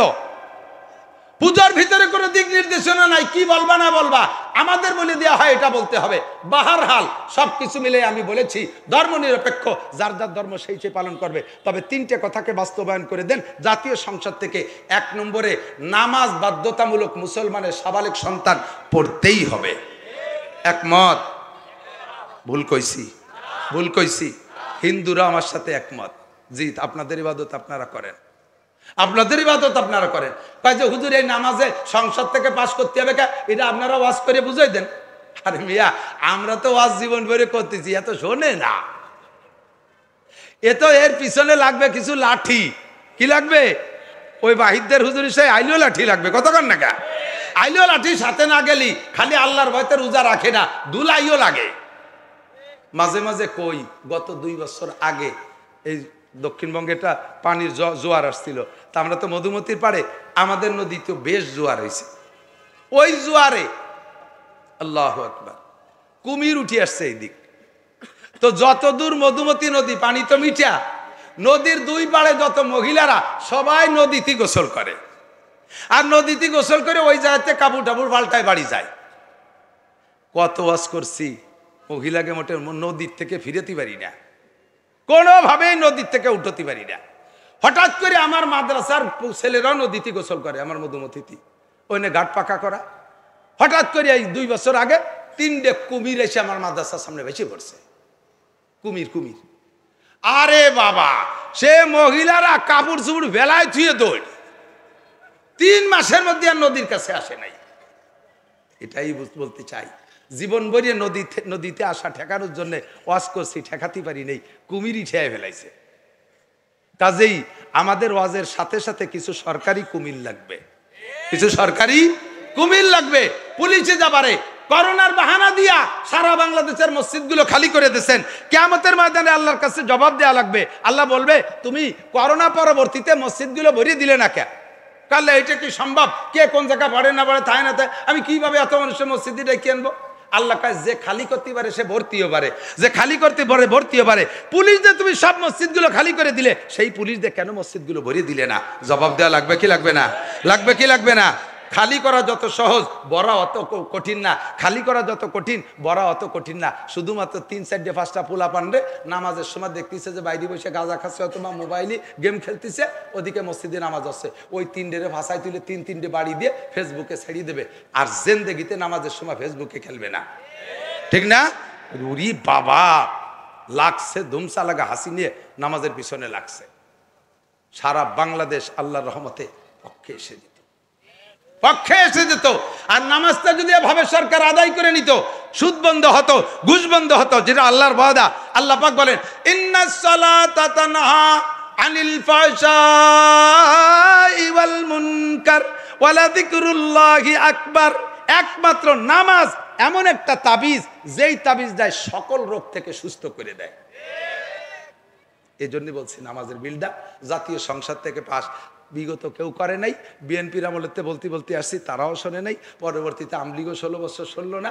বর্তমানে যে মুরব্বীরা আইছেন, আপনাদের কাছে ইউটিউবের মাধ্যমে পাঠাই দেই, আপনারাও ভালো কিছু করতে পারবেন। এই তাড়াতাড়ি বিলটা পাস করে দেন।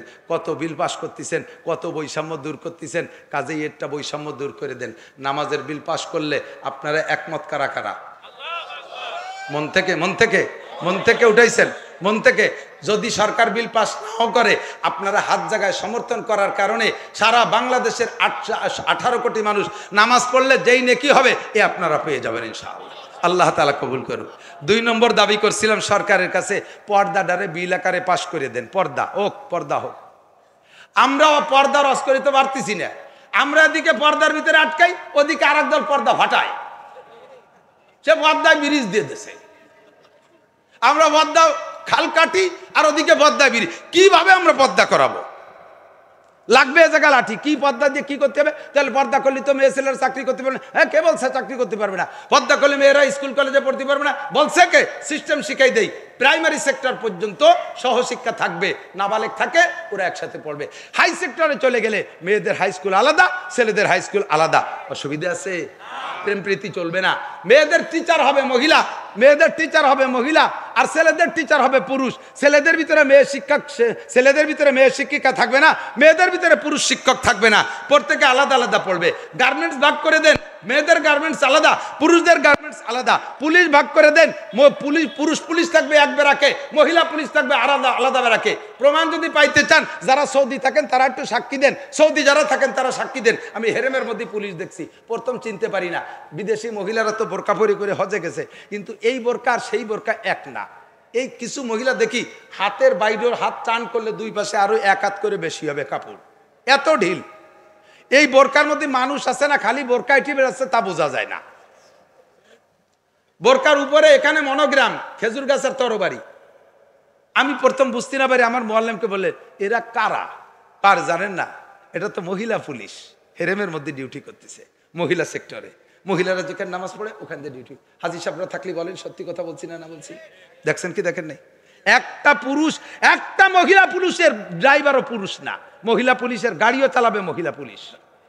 পুরুষ পুলিশের গাড়িতে কোনো মহিলা নেই। এই পুরুষ পুলিশরা কোন কোন ঘরে থাকে, মহিলা পুলিশরা তো জানে না। মহিলারা কোথায় থাকে, পুরুষরা তো জানে না। এটা যদি ওখানে করা সম্ভব হয়, এখানে কেন সম্ভব হবে না? ও জায়গার পুলিশে বোরকার মধ্যে মানুষ আছে না, খালি বোরকা ঘুরিয়ে বেড়ায়, চিনি না। আর বাংলাদেশে না, আমি এয়ারপোর্টের মধ্যে দেখি, আল্লাহ আকবার, পিছন দিয়ে চেনা যায় না পুরুষ পুলিশ না মহিলা পুলিশ। চিনতে হলে সামনে যা লাগে, পিছন দিয়ে পুরুষটাও যেমন মহিলাটাও সেরকম একই টাইট পরা। কতক্ষণ? রাতের বেলা মহিলা পুলিশ আর পুরুষ পুলিশ একসাথে পেট্রোল ডিউটি করতে যায়, যায় কি যায় না? নাইট ডিউটি করে না, গাড়িতে বসা, 2 জন বসে বসে আল্লাহ বিল্লি করে, সুরো ভাতে আমস্ক করে। হ্যাঁ, তবলিগের 6 উসুল মুখস্থ করায়। কি করায়? যা করায় তাই করায়। আর সেই দেশে আমরা ওয়াজ করে মোনাজাত করিয়া সময় মতো পানি আর সময় মতো ধান রসুন পেঁয়াজ রসুন ধান চাল এইগুলো চাই আনবো। আল্লাহ কয় চুপ থাক মৌলবী, চুপ থাক, এর মধ্যে হবে না ওগুলো, এর মধ্যে একসাথে অত তো হয় না, একটু সাফ কর, পরিষ্কার কর।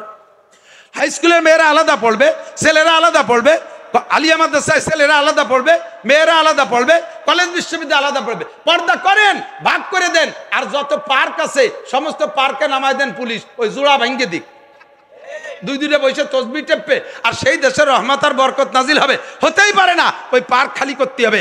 কক্সবাজার কুয়াকাটা যাও, ওখানে যে জায়গা সাফ করো, নইলে বারবার সাগরের থেকে জলোচ্ছ্বাস আসে, ওই চরে নাপাক করে ফেলাইছে, চরের গোসল ফরজ হয়ে গেছে, তাই দোয়ানোর জন্য আল্লাহ তাআলা 10-20 হাত পানি উঠাই দিয়া ওই জায়গা জলোচ্ছ্বাস মেরে দেয়। কথা কোন ঠিক ঠিক না? এই ক্ষুধার গজব থেকে বাঁচতে হলে তাহলে এইগুলো করতে হবে, সেগুলো সংবিধান। আমাদের ওয়াজের দিন শেষ, বলছি যে ওয়াজ তো আমরা করবোই, সাথে সাথে কুমির লাগবে, সাথে সাথে কি লাগবে? আইলিও লাঠি লাগবে, বাহিরদের হুজুরের আইলিও লাঠি। আল্লাহু আকবার। তো দোস্ত, সব কাজের ব্যাপারে আল্লাহ তাআলা স্বাধীনতা দিয়েছে। আল্লাহ স্বাধীনতা দিয়ে কি কয়? ফামান শাআ ফালইউমিন ওমান শাআ ফালইয়াকফুর। তোমার মনে চায় মানো, না মনে চায় মানিও না। মানলে লাভ কি? মান আমিলা সালিহান ফালিনাফসিহি, নেক আমল তুমি করবা, তোমার লাভ। ওমান আসা ফালাইহা, আর গুনাহ যে করবে তার গুনার বোঝা তার, এদিক এদিক, গুনাহ যে করবে তার গুনার বোঝা তারই কাঁধে চড়বে। কথা বলেন ঠিক ঠিক না? আল্লাহ কয় মানি তাদা ফা ইন্নামা ইয়াহতাদি লিনাফসি, তোমাকে আমার উলামায়ে কেরাম রাস্তা দেখাই দিয়েছে। আমি আল্লাহ স্বাধীনতা দিয়েছি, মনে চাইলে কলেমা পড়ো, মনে চাইলে কোরআন পড়ো, মনে চাইলে মাদ্রাসায় যাও, মনে চাইলে ছেলে মাদ্রাসায় দাও, মনে চাইলে ছেলে মেয়ে হাফেজ আলেম বানাও, মনে চাইলে জেনারেল পড়াও, মনে চাইলে মদ খাও, মনে চাইলে গাঁজা খাও, মনে চাইলে মন্দিরে যাও, মনে চাইলে মাহফিলি যাও, মনে চাইলে দুর্গা পূজায় যাও। আমি তোমারে কোনো জায়গায় আগইয়া আনবো না, মসজিদে আনার জন্য পালকি পাঠাই দেব না, মাহফিলে আনার জন্য গাড়ি পাঠাই দেব না, মন্দিরে যাওয়ার সময় ঠ্যাং ভেঙে দেব না, আরে দুর্গা পূজায় যাওয়ার সময় তোমার হাত পাও পঙ্গু করে দেব না। আমি স্বাধীনতা দিয়েছি, তবে স্বাধীনতাকে ব্যবহার করে যদি তুমি ডান দিক চলো, আমার কাছে রয়েছে জান্নাতিন তাজরি মিন তাহতিহাল আনহারু খালিদিনা ফিহা আবাদা। এ যুবক, লাকুম ফিহা মা তাশতাকি আনফুসুকুম, মুখে যা বলবি তাও পাবি, মনে যা ভাববি তাও পাবি। প্রথম দিন 72টা বউ পাবি, আর এরপরে মাসে 1000 করে বিয়ে করবি, শুধুমাত্র স্টার্টিংটা ডান দিক ঘুরেই দে। আর যদি স্বাধীনতাকে ব্যবহার করে বাম দিক যাও, বামপন্থী হয়ে যাও, তাহলে তুমি জেনে নাও আল্লাহ এদিক ইন্না বাতশা রাব্বিকা লাশাদীদ, তোমার রবের ধরা বড় কঠিন। রবের ধরা বড়, যারে ধরে সে ছুটতে পারে, আল্লাহ ছাড় দেয়, ছেড়ে দেয় না, একটু দেখে। আল্লাহ কয় ফামা কিলিল কাফিরিনা আমহিলহুম রুয়াইদা, ছেড়ে দাও, সুযোগ দাও, চলতে দাও, কত ওঠে। যত উপরে উঠানো যায় আষাঢ়ে জোর তত বেশি। এই স্টেজেতে গোড়ই পড়লে একটু ব্যথা পাবে, বাংলি একটু বাংলই না, মরবে না যত বুড়োই হোক, কিন্তু 200 হাত উপরে তো যদি ছেড়ে দেয় পড়ে মরবে না। মরতে কি পড়া লাগবে না অর্ধেক পথে মারা যাবে? অর্ধেক পথে মারা যাবে, বাকি চুপ পড়বে ফাও, ঠিক না? যত উপরে উঠানো যায়, ফিরাউনের উপরে উঠতে দিছে, সাগরে ডুবাই দিছে, সাদ্দাদরে উঠতে দিছে, আল্লাহরে মারতে আকাশে গেছে, মশা খুঁড়া মেশা দিয়ে বেইজ্জতি করে মারছে। মারির ডিজাইন তো আলাদা ছিল, তা তো জানেন কে জানি না। ফরুদ করে যখন মশা নাকের মধ্যে চলে গেছে, ঢুকে এই মশা মগজে চলে গেছে, ছোট ছোট মার দেয়, ছোট ছোট টুকা কামড় দেয়। তো টুকা কামড় দিলি মগজের মধ্যে যদি কিটকিট করে কামড়ায়, খারাপ লাগে না? তখন ও মাথায় থাপ্পড় দেয়। ও মাথায় যখন থাপ্পড় দেয়, মশাই কয় যে ওরে তো সাজা দেওয়ার দরকার। আমি যখন কামড়াই তখন ও থাপড়ায় না, কামড় দেওয়ার সাথে সাথে থাপ্পড় মারে। তাহলে ওই মাথা থাপড়ানোর যে সময় থাপড়াবে, মায়ের তোর অতিতালে রয়েছে, ওই সময় আমি কামড়াবো না। তখন ও একজন কর্মচারীরে ডাকছে, যেই তুই আমার মাথা চড়াই দিবি, পারবি? এই মাথা চড়ালি ভিতরে মশাই কামড়ায় না। তো সে কয় যে তোমারে ফাও চড়াতে পারবো না, টাকা দেওয়া লাগবে। আল্লাহ কয় বেয়াদবিতে সীমা লঙ্ঘন করলি মায়েরও কিনে খাওয়া লাগে, মাং না কেউ মারেও না। 5000 টাকা বেতন দিতে হবে, চড়াই দিতে পারি। 5000 টাকা দিয়ে চড় কিনে খাইছে কতদিন। এরপরে মশাই কয়, আল্লাহ কয় মশা দেরি হয়ে যাচ্ছে, তুমি ওই যে চড়ের সময় থামিয়ে থাকবা, টাইম শেষ হয়ে যাচ্ছে, তাড়াতাড়ি মাই শুরু করো। এরপরে চড়ের মধ্যেও কামড়ায়। এখন কয় যে না রে, চড়ে মনে হয় আসছে না, জুতো ধর। কয় যে বেতন 2000 বাড়াই দিতে হবে। আল্লাহ মিটমিটে হাসে আর কয়, সীমা লঙ্ঘন করলে জুতোর বাড়ি 7000 টাকা দিয়ে কিনে খাওয়া লাগে। এরপরে কিছুদিন জুতোর বাড়ির মধ্যেই কামড়ায় না, পরে যে জুতোর বাড়ির মধ্যেও কামড়ায়। এখন কয় যে না রে জুতোর বাড়িতে আছে না মুগুর দর, কয় যে বেতন 10,000 টাকা দিতে হবে, দেব 10,000, তুই বাইর দিয়ে আগে। তো ইতিমধ্যে মশায় ভিতরের থেকে খাইয়ে মগজ শেষ করে ফেলাইছে, মাথা হয়ে গেছে একটা খুশা, খালি হয়ে গেছে। এখন ভিতরেতে কিছু নাই, এই তাইলু ঠিলের মতো চাড়া হয়ে গেছে।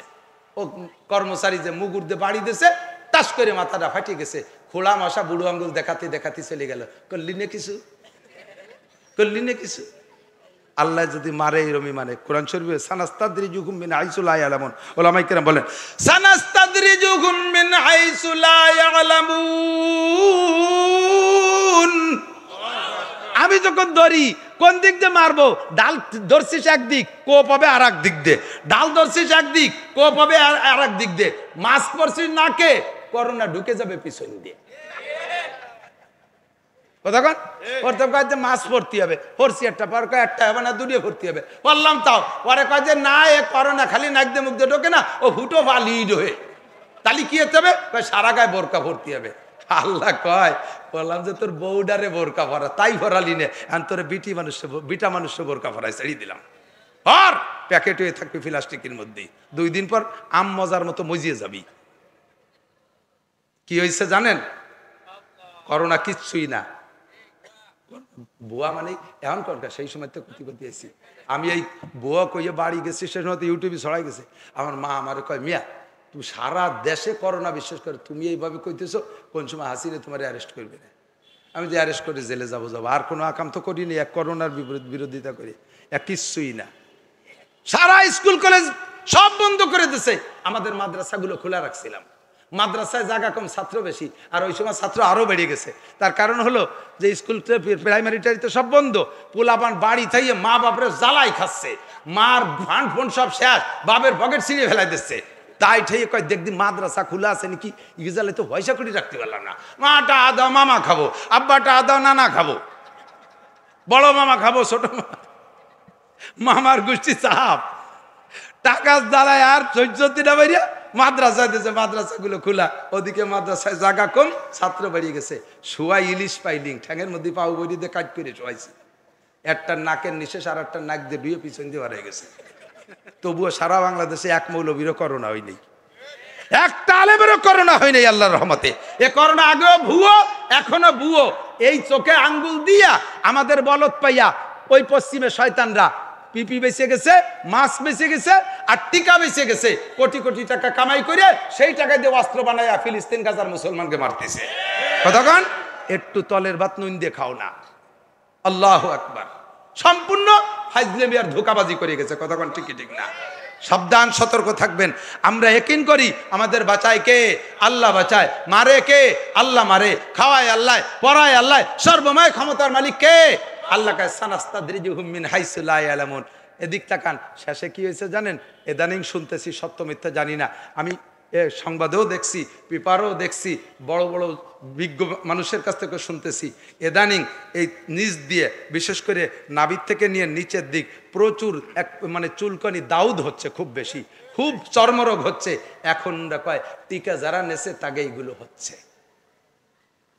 ভয় পাইছিলাম নেব না, কিন্তু উমরার ভিসা দেয় না, হজের ভিসা দেবে না, এই ভয় দিয়ে টিকাগুলো নিয়ে আইছে। প্রত্যেকেই তলে আইতে দেন কিছু না কিছু খাইজুনি চুলকনি ভাগে পাইছেন।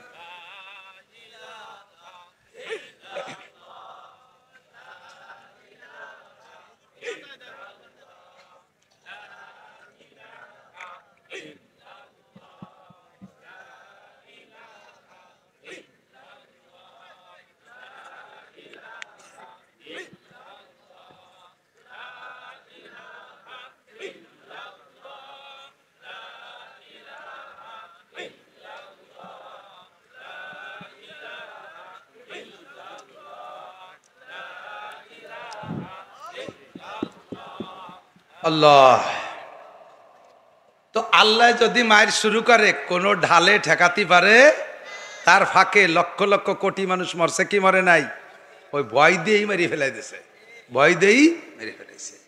আল্লাহ কয় আমার দেওয়া স্বাধীনতার কাজে লাগাও। কোন দিক? ও যুবক, তুমি টুপি পরলে কেউ তোমারে ঠেকাবে না, তুমি পাগড়ি পরলে কেউ তোমারে ঠেকাবে না। হ্যাঁ, তোমার বন্ধু মহলে তুমি দাড়ি রাখলে তোমার ক্রিটিসাইজ করবে, ঠাট্টা করবে। হ্যাঁ, দাড়ি কয়েক প্রকারের দাড়ি আছে। এক নম্বরে সুন্নতি দাড়ি, ইমানদার দাড়ি, যেগুলো আপনারা রেখেছেন, কোনোদিন কাটেন নাই, বা আগে কাটছেন এখন রেখে দিয়েছেন, তো আর খাটোও করেন না আল্লাহ রসুলের মহব্বতে। কথা বলেন ঠিক না? এটা হলে এক নম্বরে সুন্নতি দাড়ি। তার মাপ হতে হবে 1 মুঠ। কতটুক? 1 মুঠের আগে, 1 মুঠ বলতে দাড়িরে ধরে এই বুড়ি আঙ্গুলির মাথা থুতিতে মিশাই দেবেন, এরপরে এই মুঠের শেষ পর্যন্ত। এর আগে যদি কেউ দাড়ি খাইটিয়ে খাটো করে ফেলে, যদি এই লোকটা মসজিদের ইমাম হয়, তার পিছনে নামাজ পড়া মাকরুহে তাহরিমি। আর যে কেউ এরকম দাড়ি খাটো করবে, কবিরা গুনাহ। দাড়ি একেবারে চাইছে ফেলানোর চাইতে এই খাটো করে রাখাতে গুনাহ বেশি। কারণ যে চাইছে ফেলে সে অবশ্যই বিশ্বাস করে যে এটা আমি সুন্নতের খেলাফ করছি, এটা আমি অন্যায় করছি। আর যে লোকটা একটু একটু রাইখে সুন্নত মনে করে, সে অন্যায় বড় করলো কেন? কয় সুন্নত না, যা সুন্নত না তারে সুন্নত মনে করছে। এরা কয় তাহরিফে সুন্নত, তাহরিফে শরিয়ত, শরিয়তকে পরিবর্তন করা, শরিয়তকে নষ্ট করা, বদলানো। আল্লাহ পাক আল্লাহ নবী বলেন, কিয়ামতের ময়দানে এই শ্রেণী মানুষ আমার কাছে হাউজে কাউসার পান করতে আসলে ফেরেশতারা মাঝখানে পর্দা ফেলাই দেবে। আর আমি বলবো, হাজা উম্মতি, ফেরেশতারা এটা আমার উম্মতের সামনে পর্দা দিলে কোন আমি হাউজে কাউসার পান করাবো। ফেরেশতারা বলবেন, ফাইন্নাকা লা তাদরি মা আহদাসু বাদাক, আপনি জানেন না আপনি আসার পরে আপনার সুন্নত নিয়ে কি করছে। আপনার সুন্নত নিয়ে মেসাকের কথা বলছেন, ব্যঙ্গ করে তা ফেলাই দিয়ে বিরাস কেনছে।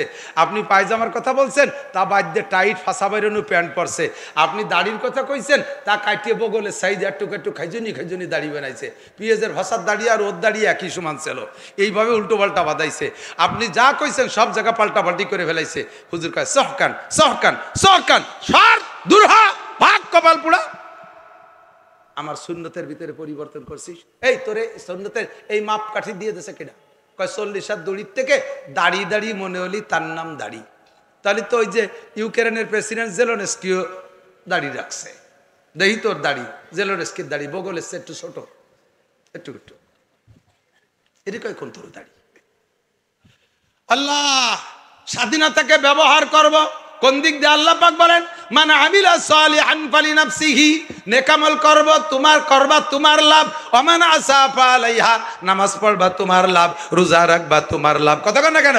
আর একজনে কইতে যান কা, এ বিয়া নামাজ পড়ো না কা, এ বিয়া রোজা রাখো না কা। হ্যাঁ, তারা দাওয়াত দেন, এভাবে ধমক দিয়ে বলবেন না। অনেক সময় আছে মুরব্বীরা ছেলেপেলেদেরকে নামাজের দাওয়াত দিতে যাইয়া এমন শক্ত কথা বলে, এমন শক্ত কথা মাঝে মাঝে শুনি। যাই কয়, এ শুয়োরের বাচ্চা নামাজ পড়িস না, এ কুত্তর বাচ্চা নামাজ পড়িস না। ওরা কয়, তো শুয়োরের বাচ্চা নামাজ পড়ে নাকি? নামাজ পড়ে মানসির বাচ্চা, আমরা শুয়োরের বাচ্চা, তা নামাজ পড়বো কে? কতক্ষণ অত ভালো না, ওয়াজের সিস্টেম হওয়া না। মিষ্টি সুরি উদয়লা সাবিলি রব্বি কাবিল হাকমা। আমার যুবক, আসো দাদা, আসো, শোনা নামাজ পড়ো, আসো, তোমার জন্য দোয়া হবে, তোমার নামাজে তোমার লাভ। আল্লাহ রসুল বলেন, মানে হাফাজ আল্লাহ সালাওয়াত আকরামাহুল্লাহ বিখামসি খিসাল, নামাজ পড়ো 5টা লাভ। 1 নম্বরে তোমার রুজির অভাব হবে না, চাকরির দরকার আল্লাহ দেবে, ব্যবসার বরকত আল্লাহ দেবে, ইটালি যাবা আল্লাহ নিয়ে যাবে, ফ্রান্স যাবা আল্লাহ নিয়ে যাবে। তুমি নামাজকে ঠিক রাখো, তোমার রুজির ব্যবস্থা করে দেবে। তুমি পরের বাড়ি চাকরি করে 1 লাখ টাকা কামাই করবা কে? তোমাকে নামাজের বদৌলতে আল্লাহ তাআলা মালিক বানায় দেবে। ওরকম লাখ টাকার কর্মচারী তোমার অধীনে কাজ করবে। এই ক্ষমতা আল্লাহর আছে না নাই? তোমার স্বাধীনতাকে তুমি এদিক ব্যবহার করো। তুমি সময় মতো তবলিগি যাও। আগামীকালকে আপনাদের কাছে জানতে চাই, সারা বাংলাদেশে বিশ্বের ভিতরে আল্লাহর রহমতে সেই মুরব্বীদের ভাগ্যের গুণে আমরা পেয়ে গেছিলাম বিশ্ব ইজতেমা। আমাদের বাংলাদেশের মানুষ দেশের ভিতরে ইজতেমা হওয়ার কারণে ধনী গরিব আমরা সকলে যাইতে পারি, ঠিক কি ঠিক না? ব্রিজটা হওয়াতে আরও সুযোগ পেয়ে গেছি, এখন আমাদের অত ভোগান্তি নাই, সহজে আমরা চলে যেতে পারি। কিন্তু এই বিশ্ব ইজতেমা যদি সৌদি আরবে হজের মতো হতো, তাহলে কয়জন জাতি পারতাম? এই বিশ্ব ইজতেমা যদি আমেরিকা হইতো, তাহলে সারা দুনিয়ার লটারি হয়েছে। আর আমেরিকা থেকে জাপান পর্যন্ত সারা দুনিয়ার তবলিগলাদের ভিতরে লটারি হয়েছে। আর প্রত্যেক 3বারে 2বারই আল্লাহর রহমতে আমরা বাংলাদেশ পেয়ে গেছি। খুশি আছেন না? এই ইজতেমারে 2 ভাগ করে ফেলাইছে। প্রথম পর্বে উলামায়ে কিরাম করে, এরপরে সেই মাঠে আরেক দল করে। আপনারা প্রথম পর্বে যারা গেছেন তারা সাক্ষী দেন, অত তাড়াতাড়ি মনে চাইলেই কি যাইয়েই বাথরুমে ঢুকতে পারছেন? 40, 50, 100 সিরিয়ালের পিছনে পড়েন নাই? অজুখানায় যাইয়েই কি সিট পান? 20-22 জনের পিছনে দাঁড়ায় থাকা লাগে না? আমি একবার ইজতেমায় যাইয়া বাথরুম আসছে, গেছি বাথরুমে, এরপরে যাই দেখি আরে বাবা কি ঠেলা ঠেলি, 40-50-60 জন একসাথে ঠেলা দেয়, আবার আমরা ওই পাশেতে আর কজন ওকে ঠেলি, এইভাবে 2 ঘন্টা ঠেলছি। পরে মনেই নাই যে কি জন্য ঠেলাঠেলি হতেছি। পায়খানা গেছি তা মনে নাই, মনে হচ্ছে এরা ঠেলে তাই জব দিতে হবে, এখানে একটা লড়াই হচ্ছে তাই করে জিততে হবে। তো যদি ঠেলাঠেলি আর তাই দুর্গন্ধ সব পোকা, আর এক জায়গায় যে ঠেলি গে অজুখানায় যে সিরিয়াল পাই না। আপনারা চলে আসার পরে পরে আর একটা ইস্তেমা হয়, সে জায়গায় এক একজনে পায়খানা বাগে পায় 25টি হরিয়া, একটার মধ্যেই পায়খানা করে আর একটার মধ্যে শুয়ে থাকবে, কেউটা ইউটিউবে না। অজুখানায় মানুষরাই দেখে গরুতি কুলিয়েছে, এইটা বিদেশে ভাইরাল হয়। এই দ্বিতীয় ইস্তেমাটা কয় দেখো দিসি খেলা জমাইয়া, দিসি খেলা জমাইয়া বাংলাদেশে তবলিগির বিয়ে বাঁশ দিয়ে দিছি, দেখো ইস্তেমার মাঠে গরু মানুষ নেই। আগেরটার ছবি দেবে না, পরেরটার ছবি দেবে। আমরা বাংটা ইস্তেমার পক্ষে না।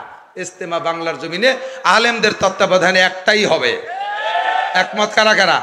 আলেমদের তত্ত্বাবধানে ইস্তেমা কয়টা হবে? একটাই হবে ইস্তেমা, ঠিক কি ঠিক না?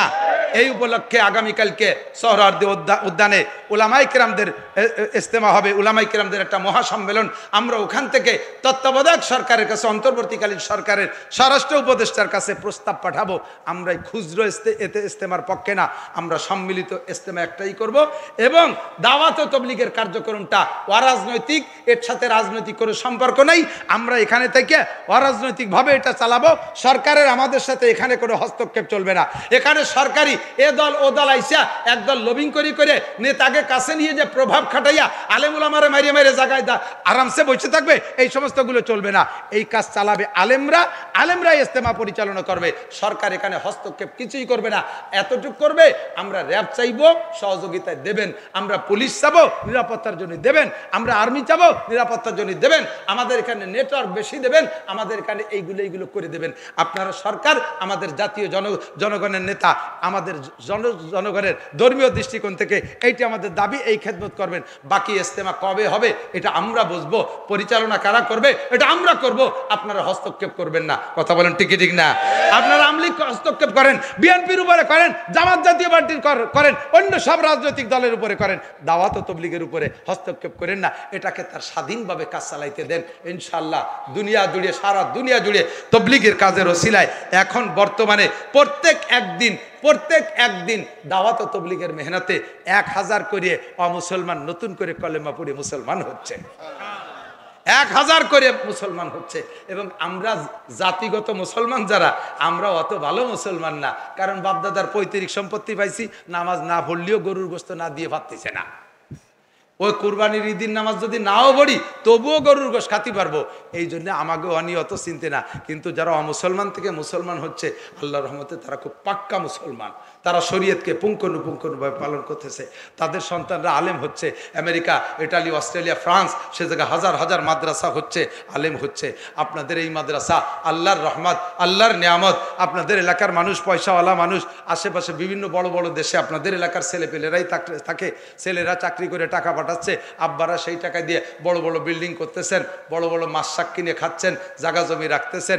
এই মাদ্রাসাটা আল্লাহ দিয়েছে, এর ওসিলায় আপনাদের একটা লাভ হবে। সেটা হলো আপনি যদি এর সাথে সম্পর্ক ভালো রাখেন, হুজুরে বলবেন, হুজুর আমার ছেলেরা তো সব বাইরে থাকে, আমার মরার সময় পাশে বসে কোরআন শরীফ পড়ার কেউ নাই, 5টা ছেলে পাঠাই দিয়েন। মৌলানা নাসির সাহেব বলে গেল, মাইয়েতের পাশে যদি সূরা ইয়াসিন তেলাওয়াত হয় তাহলে আযাবের ফেরেশতা আসে না, রহমতের ফেরেশতা জান নিয়ে যায়, কলেমা নসিব হয়। হুজুর আমার বাড়ি কোরআন শরীফ পড়ার কেউ নাই, ভুল যা করবো তা তো করছি, এখন মরার সময় আপনি এই খেদমত চুপ করেন। হুজুরের সাথে সম্পর্ক ভালো থাকলে ফোন দেওয়ার সাথে সাথে 5 জন ছাত্র নিয়ে আপনার পাশে বসে সূরা ইয়াসিন পড়বে। আর হুজুরের সাথে যদি সম্পর্ক এত ভালো থাকে, ও হুজুর তুমি কি লাদেন গ্রুপের নাকি? হুজুরের সাথে সম্পর্ক করতেছে, হুজুর তুমি হেফাজতে যাও, তুমিও কি রাজাকার, তুমি কি মৌলবাদ, তুমি জঙ্গি, এই সমস্ত ভাও কথা কয়ে যদি সম্পর্ক করেন, তাহলে আপনার মরার সময় কি হুজুরা ছাত্র ফাটাবে নাকি? কোনো মত, বুড়ো তুই মরার পরে শেষে দেখ পারি। সম্পর্ক রাখতে হবে। মাদ্রাসা এগুলো দরকারি মাদ্রাসা, সরকারি না, আপনারা চালাইবেন। আমার মাদ্রাসা, আমারও বাড়ির কাছে মাদ্রাসা, 15-16 নভেম্বর মাহফিল আছে। আমার মাদ্রাসা আমি যেদিন থেকে মোহতামিম প্রিন্সিপাল হয়েছি তারও 8 বছর আগের থেকে আমি সভাপতি। তো সে সময় তো সভাপতি, কমিটির সভাপতির তো বেতন থাকে না, প্রিন্সিপাল হলে বেতন হয়। আমি 2টা মাদ্রাসার প্রিন্সিপাল, 60,000 টাকা আমার বেতন। আল্লাহর ফজলে আমার 60 পয়সাও নেওয়া লাগে না। আল্লাহ তাআলা আমার মোটা রুজির ব্যবস্থা করে দিয়েছে। মাদ্রাসার বোর্ডিংয়ে সম্পূর্ণ চাউল আমার জিম্মায়। যত ছেলেরা বোর্ডিংয়ে খানা খায় চাউলগুলো দিয়ে যাচ্ছি। কনস্ট্রাকশনের যে যা কাজ অর্ধেকের বেশি আমার টাকায় চলে। আমি বিদেশিও না, এই কোনো মতে আপনাদের ভিতরে ঘুরি ফিরে আপনারা 2-4 টাকা যা হাদিয়া দেন তার অর্ধেকের বেশি আমার টাকা আমার মাদ্রাসায় নিয়ে যায়।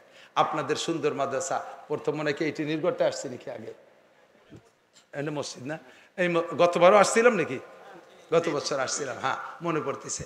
বড় সুন্দর, লেখাপড়ার খুব প্রসার মানে প্রশংসা বাইরে ছড়িয়ে পড়েছে।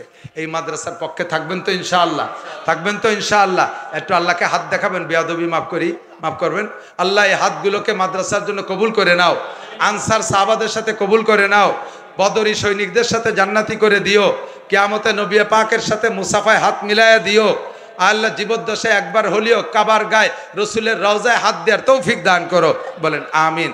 পরবর্তীতে বড় বড় বক্তারা আছে, হযরত মাওলানা হাসান জামিল সাহেব বাংলাদেশের অন্যতম, উনি আছেন বয়ান করবে। তো তার আগে মাঠে যারা আছেন, আজকের পকেটে 1000 টাকার নোট, আহারে শয়তানের জেনের তার আছে, কারেন্ট আছে, ও কপাল ভালো, বলেন আলহামদুলিল্লাহ।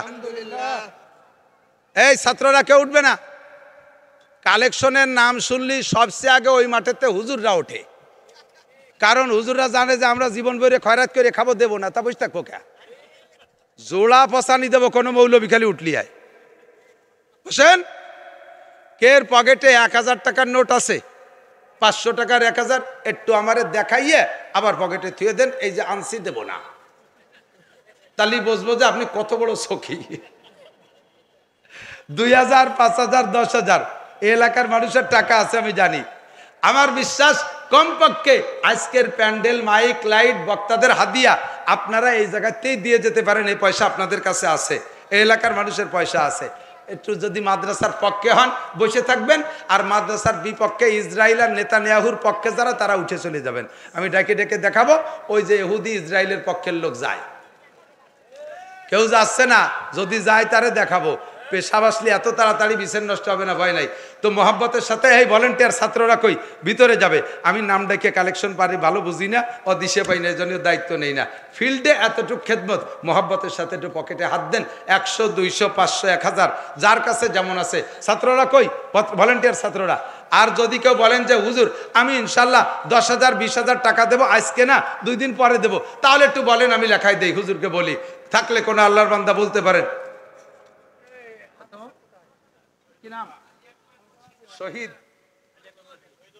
শহীদুল খা 10,000 টাকা, বলেন আলহামদুলিল্লাহ। আলী আকবর মুন্সি 10,000, বলেন আলহামদুলিল্লাহ। আল্লাহ আমি তো জানি না, এই তো তাহলে জানা মানুষ দিয়ে বসাতে, আমি তো দিশে পাইনি, কত মানুষ দেওয়ার জন্য বসে রয়েছে, সময়ও নাই, যোগ্য দেন এই ফাঁকে দিয়ে।